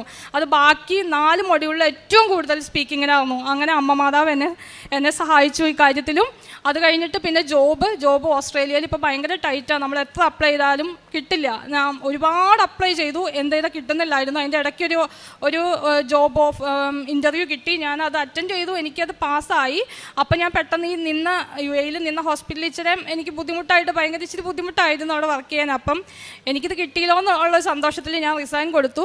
പക്ഷേ അതിൻ്റെ റെഫറൻസ് ചെക്ക് കഴിഞ്ഞപ്പോഴത്തേനും അത് റിജക്റ്റായി. അങ്ങനെ അതെനിക്ക് കിട്ടിയില്ല. അങ്ങനെ അപ്പം എൻ്റെ ജോലിയും പോയി. ഞാൻ എന്നിട്ട് ഇങ്ങനെ കണ്ടിന്യൂസ് അപ്ലൈ ചെയ്തുകൊണ്ടിരുന്നു. മാർച്ച് ആയപ്പോഴത്തേനും എനിക്ക് ഒരു ലേഡി, മേരി എന്ന് പേരുള്ളൊരു ലേഡി എനിക്കൊരു ഇമെയിൽ വിട്ടു. റിജി ഞങ്ങൾക്കിപ്പോൾ കറൻ്റ് ഇവിടെ വേക്കൻസി ഇല്ല, പക്ഷേ ഞങ്ങൾ നിൻ്റെ CV കുറച്ച് ലോക്കൽ ഹെൽത്ത് ഡിസ്ട്രിക്റ്റിലോട്ടൊക്കെ സെൻഡ് ചെയ്തോട്ടെ എന്ന് ചോദിച്ചു. ഞാൻ പറഞ്ഞു അതിന് കുഴപ്പമില്ല മാം, സെൻഡ് ചെയ്തോളാൻ പറഞ്ഞു. അവരങ്ങനെ സെൻഡ് ചെയ്തു. അത് കഴിഞ്ഞ് ഒരു 2 മാസത്തേക്ക് വേറെ അപ്ഡേറ്റ് ഒന്നുമില്ലായിരുന്നു. പിന്നെ ഞാനിങ്ങനെ അപ്ലൈ ചെയ്തുകൊണ്ടിരുന്നു, എനിക്കൊരു അപ്ഡേറ്റും ഇല്ല, എനിക്കൊരു ഇൻ്റർവ്യൂ കോളും ഇല്ല. അപ്പം ഞാൻ ഈ ലേഡിക്ക് വീണ്ടും ഇമെയിൽ വിട്ടു. ഞാൻ ഇന്ന ആളെ എന്തെങ്കിലും ഫോളോ അപ്പ് ഉണ്ടോ, എന്തെങ്കിലും അപ്ഡേറ്റ് ഉണ്ടോ എന്ന് ചോദിച്ചു. അപ്പോൾ അവർ പറഞ്ഞു നീ നിൻ്റെ ഡാഷ്ബോർഡിൽ പോയിട്ട് എല്ലാ ഡീറ്റെയിൽസും അപ്ഡേറ്റ് ചെയ്യ്, ഞാൻ ഒന്നോടെ വേറൊരു എംപ്ലോയറിനെ കോൺടാക്ട് ചെയ്തതെന്ന് പറഞ്ഞു. അവർ കോൺടാക്ട് ചെയ്ത് അപ്പം എന്നോട് വീണ്ടും മെസ്സേജ് വിട്ടു, ഞങ്ങൾ ഓൾറെഡി കോൺടാക്ട് ചെയ്തിട്ടുണ്ട്, ദേ മേ കോൾ യു എന്ന് പറഞ്ഞ് ഇമെയിൽ വിട്ടു. പിറ്റേ ദിവസം തന്നെ എനിക്ക് ഒരു ഇൻവിറ്റേഷൻ വന്നു. നോർത്തേൺ ന്യൂ സൗത്ത് വെയിൽസിൽ നിന്നാണ് വന്നത്. ഇങ്ങനെ വേക്കൻസി ഉണ്ട്, ഇൻ്റർവ്യൂ അപ്ലൈ ചെയ്യാൻ പറഞ്ഞ് മെസ്സേജ് വന്നു. ഞാൻ അപ്ലൈ ചെയ്തിട്ട് തിരിച്ച് ആ ലേഡിക്ക് എനിക്ക് വന്ന ഇമെയിലിന് റിപ്ലൈ കൊടുത്തു, ഞാൻ അപ്ലൈ ചെയ്തിട്ടുണ്ടെന്ന് പറഞ്ഞു. അപ്പോൾ അവർ ആ ഇമെയിലിന് എനിക്ക് തിരിച്ചു വിട്ടു, okay thank you so much for applying. I have already A word for you in my mind. അപ്പോൾ ഞാൻ ജസ്റ്റ് അപ്ലൈ ചെയ്തിട്ടുള്ളൂ. അപ്പോഴേ ആ നഴ്സ് മാനേജർ എനിക്ക് മെസ്സേജ് വിട്ടു, നിനക്കുള്ള വേർഡ് ഓൾറെഡി എൻ്റെ മനസ്സിലുണ്ടെന്ന് പറഞ്ഞു. എനിക്ക് അതെങ്ങനെ സംഭവിച്ചു എന്ന് എനിക്കറിയില്ല. അമ്മയുടെ ഇടപെടലല്ലാതെ അതിന് വേറെ ഒരു ഓപ്ഷനും ഇല്ല. അവർ എന്നെ അറിയില്ല, ജസ്റ്റ് എൻ്റെ ബയോഡാറ്റ അവർ സെൻഡ് ചെയ്ത് കൊടുത്തു. എനിക്കറിയില്ല അതെങ്ങനെ സംഭവിച്ചു എന്ന്. അങ്ങനെ എനിക്ക് ഒരാഴ്ച കഴിഞ്ഞ് ഇൻ്റർവ്യൂ കിട്ടി. ഞാൻ ആ ഇൻ്റർവ്യൂവിനാണെങ്കിൽ ഞാനിതുപോലെ വെഞ്ചിരിച്ച ഉപ്പ് വിതറി തൈലം മോണിറ്ററിലും കീബോർഡിലും മൗസിലെല്ലാം പൂശി ബൈബിളും കൊന്തയും കാശിരൂപം ഒക്കെ വെച്ചിട്ടാണ് അറ്റൻഡ് ചെയ്തത്. അവരെന്നോട് പറഞ്ഞു 4 ക്വസ്റ്റ്യനേ ചോദിക്കുള്ളൂ എന്ന് പറഞ്ഞു. ഫസ്റ്റ് ക്വസ്റ്റ്യൻ കഴിഞ്ഞപ്പോഴേ എൻ്റെ മോണിറ്റർ കംപ്ലീറ്റ് ആയിട്ട് അങ്ങ് ഷട്ട് ഡൗൺ ആയിപ്പോയി. മീൻസ് സൗണ്ട് മാത്രം കേൾക്കാം, മോണിറ്റർ കംപ്ലീറ്റ് ബ്ലാങ്കായി, ബ്ലാക്ക് കളറായി. അപ്പോൾ ഞാനാകെ പാനിക്കായി. അപ്പം അവരെന്നോട് പറഞ്ഞു റിജി ഞാൻ പറഞ്ഞു ഒന്നും കാണുന്നില്ല എന്ന് പറഞ്ഞു. അപ്പോൾ അവർ പറഞ്ഞു കുഴപ്പമില്ല, ഞങ്ങൾക്ക് നിന്നെ കേൾക്കാം, നീ പറഞ്ഞോളാൻ പറഞ്ഞു. അങ്ങനെ ഞാൻ പറഞ്ഞു അങ്ങനെ 3 ക്വസ്റ്റ്യൻ കഴിഞ്ഞു. 4ാമത്തെ ക്വസ്റ്റ്യൻ വീണ്ടും എനിക്കൊന്നും അറിയില്ല, അതിൻ്റെ എന്താ ആൻസർ എന്ന് എനിക്കറിയില്ല, ഏത് രീതിയിലുള്ള ആൻസർ അവർക്ക് കൊടുക്കേണ്ടതെന്ന് എനിക്കറിയില്ല. ഞാൻ വിചാരിക്കുന്ന രീതിയിൽ ഞാൻ ആൻസർ കൊടുത്തു. അപ്പോൾ ഇത് തന്നെയും പിന്നെയും അവരെന്നോട് ചോദിക്കാൻ, നിനക്ക് എന്തെങ്കിലും വേറെ പറയാനുണ്ടോ, നീ പറഞ്ഞത് കറക്റ്റാന്ന് നിനക്ക് തോന്നണുണ്ടോ എന്നൊക്കെ ഇങ്ങനെ തന്നെയും പിന്നെയും മറിച്ചും തിരിച്ചും അവർ ഒത്തിരി ഇങ്ങനെ പറഞ്ഞുകൊണ്ടിരുന്നു. ലാസ്റ്റ് ഞാൻ പറഞ്ഞു, since I M A new staff, എനിക്കറിയില്ല എന്താ പറയേണ്ടതെന്നൊന്നും അറിയില്ലെങ്കിൽ ഞാൻ പറഞ്ഞു, ഞാനൊരു പുതിയ സ്റ്റാഫല്ലേ, ഞാൻ എൻ്റെ സീനിയേഴ്സിനോട് കൺഫേം ചെയ്തിട്ടാണ് ഞാൻ ഈ ഓർഡർ കൊടുക്കുന്നുള്ളൂ എന്ന് പറഞ്ഞു. അപ്പോൾ അവർ പറഞ്ഞു ഓക്കെ എന്ന് പറഞ്ഞു. അങ്ങനെ ആ ഇൻ്റർവ്യൂ കഴിഞ്ഞു. എനിക്ക് ഇൻ്റർവ്യൂ പാസ്സായി. പക്ഷേ 2 മാസമായിട്ട് ഒരു അപ്ഡേറ്റും ഇല്ല. അപ്പം ഞാൻ ആകെ ടെൻഷൻ അടിച്ചു. അപ്പം ഞാൻ ഈ ഓസ്ട്രേലിയക്ക് വരാനിരിക്കുന്ന ഒരു ഗ്രൂപ്പുണ്ട് ഫേസ്ബുക്കിൽ. അപ്പോൾ അതിൽ ഞാൻ പോയിട്ട് അതിനകത്ത് ആരെങ്കിലും ആ ഹോസ്പിറ്റലിൽ വർക്ക് ചെയ്യണമെന്നുണ്ടോയെന്ന് നോക്കിയിട്ട് ഒരാളുടെ നമ്പർ കിട്ടി. അപ്പോൾ ഞാൻ അവരെ മെസ്സഞ്ചർ വഴി കോൺടാക്ട് ചെയ്തു. അപ്പോൾ ഞാൻ പറഞ്ഞു എനിക്ക് ഇങ്ങനെ സിറ്റുവേഷൻ, ഞാൻ 2.5 മാസത്തോളമായി എൻ്റെ ഇൻ്റർവ്യൂ കഴിഞ്ഞിട്ട് സെലക്റ്റായി, പക്ഷേ വേറൊരു അപ്ഡേറ്റും എനിക്കില്ലെന്ന് പറഞ്ഞു. അപ്പോൾ അവരെന്നോട് ഇങ്ങനെ ഈ ഫോട്ടോ കണ്ടിട്ട് എൻ്റെ DP കണ്ടിട്ട് അവരെന്നോട് ചോദിച്ചു, കൃപാസന മാതാവിൻ്റെ ആളല്ലേ എന്ന് ചോദിച്ചു. അപ്പം ഞാൻ പറഞ്ഞു അതെ, ഞാൻ കൃപാസന മാതാവിൻ്റെ ഒരു വിശ്വാസിയാണ്, എൻ്റെ എല്ലാ കാര്യങ്ങളും മാതാവ് നടത്തി തന്നെയെന്ന് പറഞ്ഞു. അപ്പം അവർ പറഞ്ഞു ഈ ഒന്നുകൊണ്ടും പേടിക്കേണ്ട, ഇത് കൃപാസന മാതാവിൻ്റെ സ്വന്തം ഹോസ്പിറ്റലാണ്, ഇവിടെ വരുന്നവരൊക്കെ കൃപാസന മാതാവിൻ്റെ ഭക്തരാണ്, അപ്പം മാതാവ് ഇങ്ങോട്ട് കൊണ്ടുതന്നെ, അപ്പോൾ ഒന്നും പേടിക്കേണ്ടെന്ന് പറഞ്ഞു. അങ്ങനെ 2.5 മാസം 3 മാസത്തോളം കഴിഞ്ഞപ്പോഴത്തേനും എനിക്ക് അവർ നോമിനേഷൻ അപ്രൂവൽ എനിക്ക് വന്നു. വിസയ്ക്ക് അപ്ലൈ ചെയ്തോളാൻ പറഞ്ഞു. എനിക്ക് ഓഫർ ലെറ്റർ കിട്ടി. അങ്ങനെ അപ്പം പിന്നെ വിസയ്ക്ക് അപ്ലൈ ചെയ്യുന്നത്, അപ്പം ഞാൻ എൻ്റെ പ്രോസസ്സ് തന്നെയാണ് ചെയ്തുകൊണ്ടിരുന്നത്. അപ്പം ഞാൻ ഈ വിസ വന്നപ്പോൾ എൻ്റെ ഫ്രണ്ട്സൊക്കെ പറഞ്ഞു നീ ഇനി തന്നെ ചെയ്യേണ്ട, കാരണം ഇത്ര കഷ്ടപ്പെട്ടാണ് നമുക്ക് ഒരു ഓഫർ കിട്ടിയത്, അപ്പം ഇനിയും ഈ വിസയിൽ എന്തെങ്കിലും ഒരു പ്രോബ്ലം ഉണ്ടെങ്കിൽ നമുക്ക് ഇത് റിജക്റ്റ് ആയിപ്പോവും, അപ്പം നീ റിസ്ക് എടുക്കേണ്ടെന്ന് പറഞ്ഞു. പക്ഷേ ഞാൻ ഏജൻസിയിൽ അന്വേഷിച്ചപ്പോൾ അവർ 1 ലക്ഷം 1.5 ലക്ഷം രൂപയൊക്കെ ചോദിക്കുന്നത്. അപ്പം ഞാൻ മാതാവിനോട് പറഞ്ഞു, മാതാവേ എനിക്ക് ഇത്രയും പൈസ കൊടുക്കാനില്ല, മാതാവ് എൻ്റെ കൂടെ ഇരിക്കുക, നമുക്ക് ഒരുമിച്ച് അപ്ലൈ ചെയ്യാം. മാതാവ് തന്നെ എനിക്ക് ഈ ആപ്ലിക്കേഷൻ ചെയ്ത് മാതാവ് തന്നെ ചെക്ക് ചെയ്ത് മാതാവ് തന്നെ എനിക്ക് വിസ അയച്ചതായോ എന്ന് പറഞ്ഞു. ഞാൻ മാതാവിനെ കൂടെ ഇരുത്തി എൻ്റെ ഉടമ്പടി ഉപ്പൊക്കെ വിതറി, വെഞ്ചരിച്ച ഉപ്പും പിന്നെ കാശിരൂപം കൂടെ വെച്ചു, ബൈബിൾ എടുത്ത് വെച്ചു, തൈലം മോണിറ്ററിലും മൗസിലും കീബോർഡിലൊക്കെ പൂശി ഞാനും മാതാവും കൂടെ അപ്ലൈ ചെയ്തു. 1.5 മാസം കൊണ്ട് എനിക്ക് എൻ്റെ വിസ ഗ്രാൻഡായി, എനിക്കും എൻ്റെ ഫാമിലിക്കുമുള്ള വിസ ഗ്രാൻഡായി കിട്ടി. അതെനിക്കൊരു ഭയങ്കര മാതാവ് തന്ന അത്ഭുതമാണ്. അപ്പോൾ ഞാൻ ഒരിക്കലും എൻ്റെ കൂടെ ഏജൻസി കൊടുത്തവർക്ക് പോലും 2.5 മാസത്തിൽ കഴിഞ്ഞിട്ടാണ്, ഇപ്പോഴും 5 മന്ത്സൊക്കെ ആയിട്ട് വിസ കിട്ടാത്ത പിള്ളേരുണ്ട്. ഞാനിത് പൂർണ്ണമായിട്ടും വിശ്വസിക്കുന്നത് മാതാവിൻ്റെ ഇടപെടലാണ്. അതുകൂടാതെ ഞാൻ 2 പ്രാവശ്യം ഉടമ്പടി പുതുക്കാൻ വന്നപ്പോഴും എനിക്ക് നല്ല ജാസ്മിൻ്റെ സുഗന്ധാഭിഷേകം കിട്ടിയിട്ടുണ്ടായിരുന്നു. അപ്പോൾ തന്നെ എനിക്കറിയായിരുന്നു ഞാൻ വന്ന കാര്യം നടക്കുമെന്ന്. അതുകൂടാതെ ഒരു ദിവസം ഈ 2ാമത്തെ ഉടമ്പടി പുതുക്കി കഴിഞ്ഞപ്പോൾ ഞാൻ ഒരു ദിവസം ഞാൻ ഇങ്ങനെ മാതാവിനോട് പറഞ്ഞു എനിക്ക് ഇടയ്ക്ക് ഇങ്ങനെ മിസ്സാവണുണ്ട്, 5 മണിക്ക് എണീക്കാൻ പറ്റണില്ല, ഞാൻ അലാറം ഓഫ് ചെയ്ത് വീണ്ടും കിടക്കും. അപ്പോൾ ഞാൻ മാതാവിനോട് ചോദിച്ചു മാതാവിന് പിണക്കമാണാവോ. അപ്പോൾ ഞാൻ ഒരു ദിവസം ഇങ്ങനെ കിടന്നപ്പോൾ ഞാൻ എൻ്റെ കൊന്തയിലാണ് ഞാൻ കാശിരൂപം ഇട്ടേക്കണേ. അപ്പോൾ ഞാൻ മാതാവിനോട് പറഞ്ഞു മാതാവേ എന്നോട് പിണക്കൊന്നുമില്ലെങ്കിൽ ഇന്ന് രാത്രി എൻ്റെ അടുത്തിട്ടൊന്ന് വരുമോ എന്ന് ചോദിച്ചു. അങ്ങനെ ഞാൻ പറഞ്ഞു ഇത് എൻ്റെ ഹെഡ് എൻഡ് വെച്ചിട്ട് ഞാൻ കിടന്നു. പിറ്റേ ദിവസം രാവിലെ ഞാൻ നോക്കുമ്പോൾ കൊന്ത വെച്ചോടുത്ത് തന്നെ ഇരിപ്പുണ്ട്. പക്ഷേ മാതാവ് ഞാനൊരു പിന്നൊക്കെ കുത്തിയിട്ടേക്കണം, കാരണം കാശിരൂപത്തിൻ്റെ കുളത്തിച്ചിരി അത്ര സ്ട്രോങ് അല്ലാത്തതുകൊണ്ട് ഊരിപ്പോകുന്ന പേടിയതുകൊണ്ട് ഒരു പിന്ന് അതിൻ്റെ കാശിരൂപത്തുമ്പോൾ ഇങ്ങനെ അതിൻ്റെ സ്മോൾ ഹോളിൽ ഇട്ടിട്ടാണ് ഞാൻ വെച്ചേക്കണേ. മാതാവ് അവിടെ നിന്ന് ഇറങ്ങി വന്ന് എൻ്റെ അടുത്ത്, എൻ്റെ റൈറ്റ് സൈഡിൽ മാതാവ്. അപ്പം ഞാൻ രാവിലെ ദൈവമേ മാതാവേ എന്നോട് വഴക്കാണോ, ഇറങ്ങിപ്പോയതാണോ എന്ന് എനിക്ക് ഭയങ്കര സംശയം. ഞാൻ വിളിച്ചിട്ട് എൻ്റെ അടുത്തേക്ക് വന്നതാണോ ഇറങ്ങിപ്പോയതാണോ എന്ന് ഭയങ്കര സംശയം. പക്ഷേ ഒരാഴ്ച കഴിഞ്ഞപ്പോഴാണ് എനിക്ക് വിസ വന്നത്. അപ്പോൾ എനിക്ക് പൂർണ്ണമായിട്ടും ഞാൻ വിശ്വസിച്ചത് മാതാവ് എൻ്റെ കൂടെ ഉണ്ട്, എങ്ങും പോയിട്ടില്ല എന്ന്. അപ്പം അങ്ങനെ എനിക്ക് ഒരുപാട് ഇതുപോലുള്ള അനുഗ്രഹങ്ങൾ മാതാവ് തന്നിട്ടുണ്ട്. അപ്പം ഞങ്ങൾ ഈ 22-ാം തീയതി ഏർലി മോർണിംഗ് 12:30 ഞങ്ങളുടെ ഫ്ലൈറ്റ് ഫാമിലി ആയിട്ടാണ് പോകുന്നത്. പിന്നെ എനിക്ക് നല്ല സാലറി തന്നെ, എനിക്ക് പ്രൊവിഷണൽ ഓഫർ ലെറ്റർ കിട്ടിയേക്കാളും നല്ല സാലറിയിലാണ് എൻ്റെ ലാസ്റ്റ് കണ്ടീഷണൽ ഓഫർ ലെറ്റർ വന്നേക്കണേ. പിന്നെ ഒരു ഗവൺമെൻറ് ഹോസ്പിറ്റലിലാണ് കിട്ടിയേക്കണേ. ഞാൻ ഗവൺമെൻറ് ഹോസ്പിറ്റലിൽ കിട്ടുന്ന ഒരിക്കലും പ്രതീക്ഷയില്ല, ഞാൻ വല്ല കെയർ ഹോമിലും ഒക്കെ കിട്ടുള്ളൂ. പക്ഷേ എനിക്ക് ഭയങ്കര ആഗ്രഹമായിരുന്നു എനിക്കൊരു ഗവൺമെൻറ് ഹോസ്പിറ്റലിൽ വർക്ക് ചെയ്യാൻ, കാരണം എനിക്ക് ICU എക്സ്പീരിയൻസാണ്. അപ്പം വാർഡിലൊക്കെ കയറിയിട്ട് ICUവിൽ കയറാമെന്നൊക്കെയുള്ള ആഗ്രഹങ്ങളൊക്കെ ആയിരുന്നു. അപ്പം എനിവേ ഫസ്റ്റ് എനിക്ക് എനിക്ക് റിജക്റ്റായി പോയത് പ്രൈവറ്റ് ഹോസ്പിറ്റലായിരുന്നു, പക്ഷേ ഇതൊരു ഗവൺമെൻറ് ഹോസ്പിറ്റലാണ്. അപ്പം ഒരുപാട് നന്ദിയുണ്ട് മാധവനോടും ഈശോപ്പച്ചനോടും ഇത്രയും വലിയ അനുഗ്രഹം എനിക്കും എൻ്റെ കുടുംബത്തിനും തന്നതിനെ ഓർത്ത്. ഞങ്ങൾ എല്ലാ ദിവസവും രാവിലെ പ്രത്യക്ഷീകരണ പ്രാർത്ഥനയും വൈകിട്ടും ഈവനിങ് പ്രയറും ചെല്ലുമായിരുന്നു. ഡെയിലി ബ്രെഡ് എല്ലാ ദിവസവും കൂടും.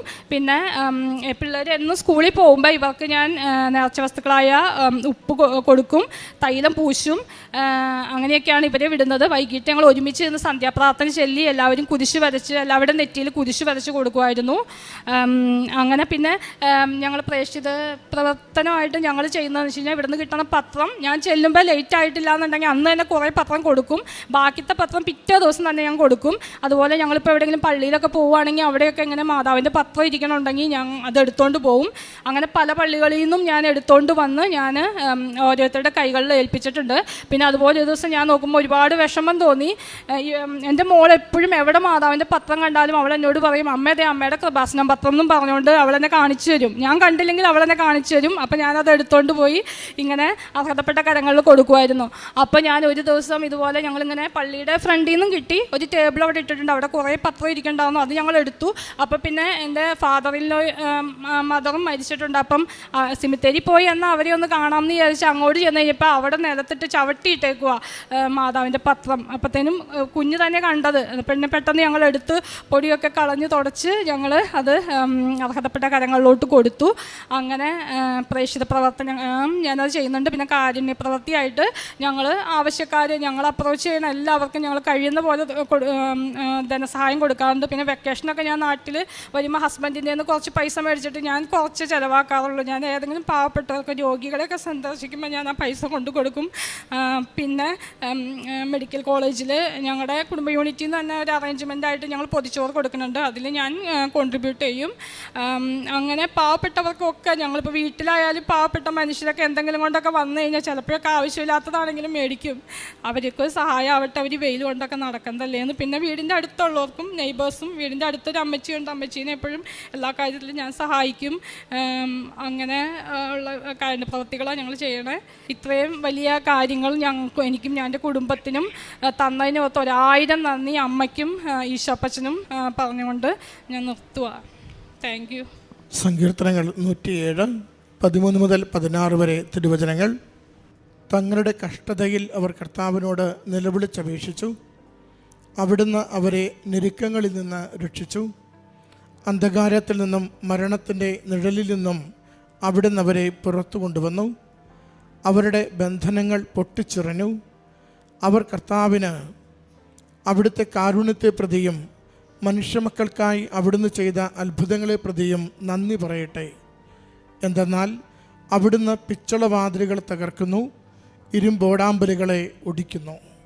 റിജി റോക്കി എന്ന ഈ സഹോദരി തൻ്റെ ഉടമ്പടി ജീവിതത്തിൽ ലഭിച്ച വലിയ ദൈവാനുഭവങ്ങളെ അമ്മയുടെ സന്നിധിയിൽ സാക്ഷ്യപ്പെടുത്തുകയാണ്. മകളുടെ സാക്ഷ്യം ആദ്യ അവസാനം നമ്മൾ കേൾക്കുമ്പോൾ തുടർച്ചയായ ഞെരുക്കങ്ങളിൽ അമ്മ മാതാവ് കരം പിടിച്ച് എങ്ങനെ സംരക്ഷിച്ച് പുറത്തു കൊണ്ടുവന്നുവെന്ന് വാക്കുകളിലൂടെ മകൾ സാക്ഷ്യപ്പെടുത്തുകയാണ്. മകൾ പറയുന്നുണ്ട്, ഓസ്കി എക്സാം എഴുതുവാൻ പോകുമ്പോൾ വിസ തീർന്നിരിക്കുന്നു. വലിയൊരു പ്രതിസന്ധിയായി വലിയ പ്രതീക്ഷയോടെ എഴുതുവാനിരുന്ന പരീക്ഷ എഴുതുവാനാവാൻ പറ്റാത്തത്ര സങ്കടത്തിലേക്ക്, തകർച്ചയിലേക്ക് മകൾ മാറിയ അനുഭവം കണ്ണീരോടെ നമ്മോട് പങ്കുവച്ചു. എന്നാൽ ജോസഫച്ചൻ്റെ ഉടമ്പടി ധ്യാനം കൂടിക്കൊണ്ടിരുന്ന് അത് പൂർത്തീകരിക്കുമ്പോൾ മകൾക്ക് വിസ കാര്യങ്ങൾ ശരിയാവുന്നതും പരീക്ഷ എഴുതുവാനും അവിടെ പരിഭ്രമത്തോടു കൂടി എഴുതിയ പരീക്ഷ നല്ല മാർക്കോടുകൂടി വിജയിക്കുവാൻ മകളെ അമ്മ മാതാവ് സഹായിച്ചതിനെ നന്ദിയോടെ സാക്ഷ്യപ്പെടുത്തി. PT എക്സാമുകൾ 8 തവണ പരാജയപ്പെട്ടുവെന്ന് ഏറ്റുപറഞ്ഞു. തൻ്റെ കഴിവ് പൂർണ്ണമായും പരാജയപ്പെട്ടത്, പഠിച്ചതൊന്നും തനിക്ക് ഉപകാരപ്പെടാതെ പോകുന്നത്, സ്പീക്കിങ്ങിന് ഒരിക്കലും ആ പ്രതീക്ഷിക്കുന്ന സ്കോറിലേക്ക് എത്താനാവാതെ ക്ലേശത്തിൽ കഴിയുന്നതിനെയാണ് മകൾ സാക്ഷ്യപ്പെടുത്തിയത്. മകൾ ഉടമ്പടിയെടുത്ത് അമ്മയുടെ കരങ്ങളിലേക്ക് തൻ്റെ കുറവുകളെ മുഴുവനും ഏൽപ്പിച്ചു കൊടുത്ത് പരീക്ഷ എഴുതുമ്പോൾ മകൾ പറയുന്നുണ്ട്, അന്ന് വരെ ചിന്തിച്ചിട്ട് പോലുമില്ലാത്ത 76 മാർക്കോടുകൂടി മകളുടെ സ്പീക്കിങ്ങിൻ്റെ വിജയം നൽകി മകളുടെ മറ്റൊരു പഠന മേഖലയുടെ പൂർത്തീകരണത്തിന് അമ്മ സഹായിച്ചതിനെ സാക്ഷ്യപ്പെടുത്തുകയാണ്. വിദേശത്തേക്ക് പോകുവാനുള്ള വഴികളൊക്കെ അടഞ്ഞുപോയി. ആ അടയുന്ന സാഹചര്യത്തിലും അമ്മ മാതാവ് തന്നെ മകൾക്ക് കൂട്ടായി വരുന്നതും ഓസ്ട്രേലിയയിലേക്കുള്ള ആദ്യത്തെ ആപ്ലിക്കേഷൻ റിജക്റ്റ് ആകുമ്പോൾ മറ്റൊരു വ്യക്തിയിലൂടെ അത് നിരന്തരം അത് പ്രോസസ്സ് ചെയ്യുവാനും അത് ഒട്ടും വിചാരിക്കാതിരുന്ന നാളുകളിൽ മകൾക്കത് ഓപ്പണിംഗ് ലഭിക്കുവാനും സാധിച്ചതിനെ സാക്ഷ്യപ്പെടുത്തി. അവിടെയും പ്രതിസന്ധി മാറിയില്ല. മകൾ പറയുന്നുണ്ട്, ഇൻ്റർവ്യൂ പങ്കെടുത്ത് ആദ്യത്തെ ചോദ്യം ചോദിച്ചപ്പോൾ തന്നെ മോണിറ്റർ ഓഫായിപ്പോയി. അത് അടുത്തൊരു പ്രതിസന്ധിയിലേക്കാണ് കൊണ്ടുവരുന്നത്. ഞെരുക്കങ്ങളുടെ കാലത്ത് നിങ്ങൾ ദൈവത്തോടുള്ള ആശ്രയം എങ്ങനെ സൂക്ഷിക്കുന്നു? ഈ സാക്ഷ്യത്തിൽ നമ്മൾ ശ്രദ്ധിക്കേണ്ടത് അതാണ്. ഉടമ്പടി എടുത്തു എന്നത് എല്ലാം സ്മൂത്തായി എന്നർത്ഥമില്ല. ഉടമ്പടി കാലത്ത് നമുക്ക് ഞെരുക്കങ്ങളുണ്ടാവാം, ഉടമ്പടി കാലത്ത് നമുക്ക് രോഗങ്ങളുണ്ടാവാം, ഉടമ്പടി കാലത്ത് നമുക്ക് തകർച്ചകളോ അവിചാരിതമായ ജീവിത ക്ലേശങ്ങളോ ഉണ്ടായെന്നിരിക്കാം.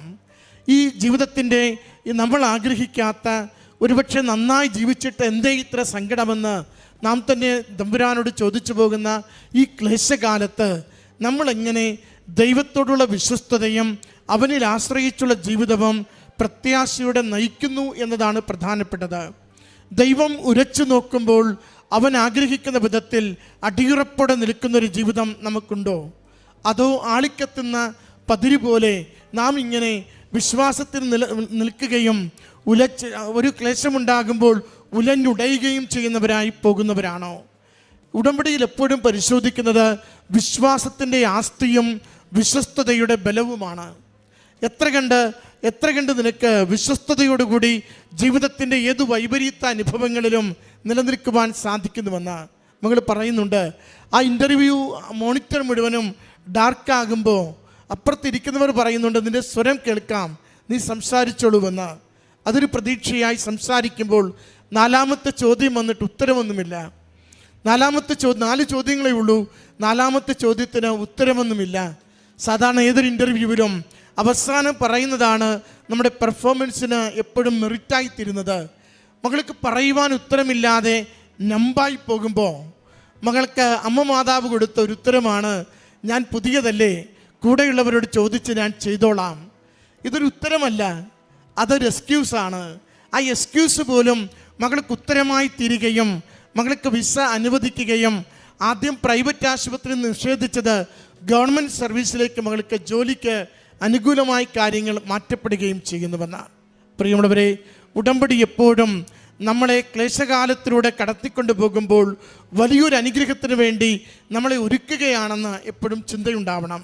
മകൾ പറയുന്നുണ്ട്, ഞാനും കുടുംബവും ഈ അടുത്ത ദിവസങ്ങളിൽ ഓസ്ട്രേലിയയിലേക്ക് ഒരുപക്ഷെ സ്വപ്നം നഷ്ടപ്പെട്ടിരുന്ന കാലത്ത് നിന്നും അമ്മ മാതാവ് കരം പിടിച്ചുയർത്തി ഞങ്ങളെ ആ നാട്ടിലേക്കിന്ന് ജോലിക്ക് വേണ്ടി മികച്ച ശമ്പളത്തോടു കൂടി എത്തിക്കുകയാണ്. ഉടമ്പടി നമുക്കെപ്പോഴും ജീവിത അവസ്ഥകളിൽ ഉയർച്ച തരും, ജീവിതത്തിൻ്റെ പ്രശ്നങ്ങൾക്ക് പരിഹാരം തരും, ജീവിതം കടന്നു പോകുന്ന ഞെരുക്കങ്ങൾക്ക് അറുതിയുണ്ടാക്കും. പ്രത്യാശയോടെ പ്രാർത്ഥിക്കുന്ന ഏതൊരു വിഷയത്തിന്മേലും ദൈവത്തിൻ്റെ കയ്യൊപ്പ് ചാർത്തിയ അനുഗ്രഹം അനുഭവിക്കുവാൻ നമുക്ക് അവസരങ്ങൾ ഒരുക്കിത്തരും.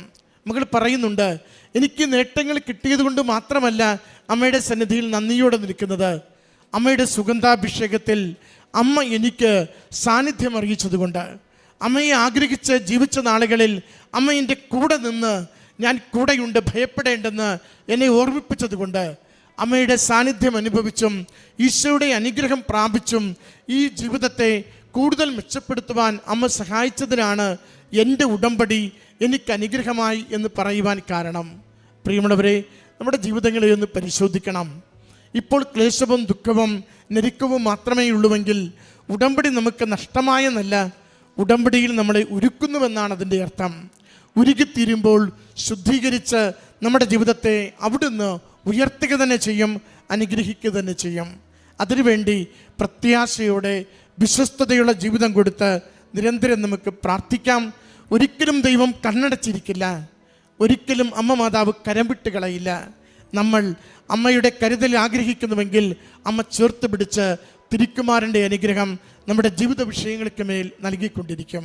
ആ പ്രത്യാശയുള്ള പ്രാർത്ഥന അമ്മയുടെ കരങ്ങളിൽ കൊടുത്തുകൊണ്ട് ഈ കുടുംബത്തിന് ലഭിച്ച ഓരോ അനുഗ്രഹത്തിനും ആത്മീയ ബോധ്യങ്ങൾക്കും നന്ദി പറഞ്ഞ് കരങ്ങളടിച്ച് ഈ സാക്ഷ്യം നമുക്ക് സമർപ്പിക്കാം. Praise the Lord. Ave Maria. പരിശുദ്ധ ദൈവമാതാവ് ജീവനോടെ പ്രത്യക്ഷപ്പെട്ട ഈ പരിശുദ്ധമായ ആൾത്താരയിൽ വന്നു നിന്ന് സാക്ഷ്യം പറയാൻ എന്നെ അനുവദിച്ചതിനെ ഓർത്ത് ഞാൻ സത്യദൈവത്തിന് 1000 നന്ദി പറയുന്നു. കാരണം ഈ ആൾത്താരയിൽ ഒന്ന് വന്നു നിൽക്കുക എന്നുള്ളത് എൻ്റെ സ്വപ്നമായിരുന്നു. പക്ഷേ എനിക്ക് ഇതുവരെയും അത് സാധിച്ചിരുന്നില്ല. ഞാൻ വരുന്നത് എറണാകുളം ജില്ലയിലെ കോതമംഗലത്തിനടുത്തുള്ള കോട്ടപ്പടി സെൻറ്റ് സെബാസ്റ്റ്യൻസ് പള്ളി ഇടവകയിൽ നിന്നാണ്. എൻ്റെ ഭർത്താവിൻ്റെ പേര് ജോർജ്, മകള് സ്റ്റെഫി. ഞാൻ ആദ്യമായി ഉടമ്പടി എടുത്തത് 18/5/2023 അതിനു മുൻപായി തന്നെ മാർച്ച് മാസം 13 ഞാനിവിടെ വന്നിരുന്നു. അന്നേ ദിവസം സാധിച്ച ഒരു അത്ഭുതമാണ് എനിക്ക് ആദ്യമായിട്ട് പറയാനുള്ളത്. എൻ്റെ മകൾക്ക് ഡ്രൈവിംഗ് ലൈസൻസ് കിട്ടിയ ഒരു കാര്യമായിരുന്നു. അവൾ 2021 ഓസ്ട്രേലിയയിൽ നേഴ്സായിട്ട് വർക്ക് ചെയ്യുകയായിരുന്നു. 2 വർഷത്തോളം ഇന്ത്യൻ ലൈസൻസ് ഉപയോഗിച്ച് അവർക്ക് ഡ്രൈവ് ചെയ്യാൻ സാധിക്കുമായിരുന്നു. ശേഷം അവിടുത്തെ ടെസ്റ്റ് എഴുതി പാസ്സായാൽ മാത്രമേ വാഹനം ഓടിക്കാൻ സാധിക്കൂ എന്നൊരവസ്ഥ വന്നു. അങ്ങനെ വന്നപ്പോൾ 2 പ്രാവശ്യം ടെസ്റ്റ് എഴുതി പാസ്സായില്ല. 3-ാം തവണ ടെസ്റ്റ് എഴുതാൻ നേരം മോൾ എന്നെ വിളിച്ചിട്ട് പറഞ്ഞു, മമ്മി പ്രാർത്ഥിക്കണം കേട്ടോ എന്ന്.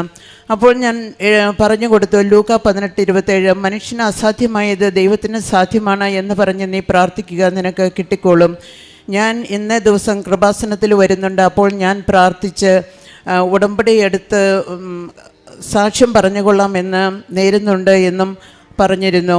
ശേഷം മോൾ പറയുകയായിരുന്നു, അന്നേ ദിവസം ടെസ്റ്റിന് വന്നത് ഒരു ചെറുപ്പക്കാരനായ വ്യക്തിയായിരുന്നു. ആ ആൾ കുശലാന്വേഷണങ്ങളെല്ലാം നടത്തിയതിന് ശേഷം ഡ്രൈവിംഗ് ടെസ്റ്റ് നടത്തുകയും അതുകൊണ്ട് തന്നെ ഭയം കൂടാതെ ആ ടെസ്റ്റ് പാസ്സാകാൻ എൻ്റെ മകൾക്ക് സാധിക്കുകയും ചെയ്തു എന്നുള്ളത് ആ ഉടമ്പടിയിലെ നിയോഗമാണ് ഞാനിപ്പോൾ സാക്ഷ്യപ്പെടുത്തുന്ന. പരിശുദ്ധ ദൈവമാതാവിനും ഈശോയ്ക്കും 1000 നന്ദി സമർപ്പിച്ചു കൊള്ളുന്നു. രണ്ടാമതായിട്ട് എനിക്കുണ്ടായ രോഗസൗഖ്യങ്ങളാണ്. അതായത് വർഷങ്ങളായി ഒത്തിരി വർഷങ്ങളായിട്ട് എനിക്ക് ഭയങ്കര നടുവേദനയും നടുമിന്നലും ഉണ്ടായിരുന്നു. നമുക്ക് സ്ത്രീകൾക്ക് പ്രത്യേകിച്ചും അറിയാം, നമ്മുടെ അടുക്കള ജോലികളും മറ്റുമൊക്കെ ചെയ്യുന്നതിന് നമുക്ക് ഈ നടുവേദനയും നടുമിന്നലും കൊണ്ട് നടന്നു കഴിഞ്ഞാൽ സാധിക്കുകയില്ല.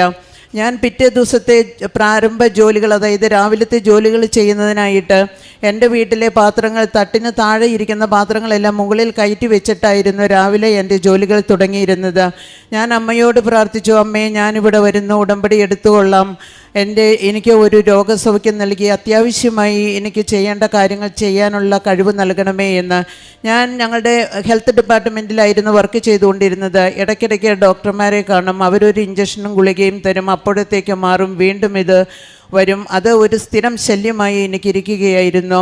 ദൈവകൃപയാൽ ഇപ്പോഴെനിക്ക് ആ ഒരു പ്രശ്നമേ ഇല്ല. എല്ലായിൽ നിന്നും ദൈവം എനിക്ക് മുക്തി തന്നിരിക്കുന്നു. അതുപോലെ തന്നെ 2019 മുതൽ എന്നെ അലട്ടിയിരുന്ന ഒരു പ്രശ്നമായിരുന്നു കാൽമുട്ടിലെ വേദനയും നീരും.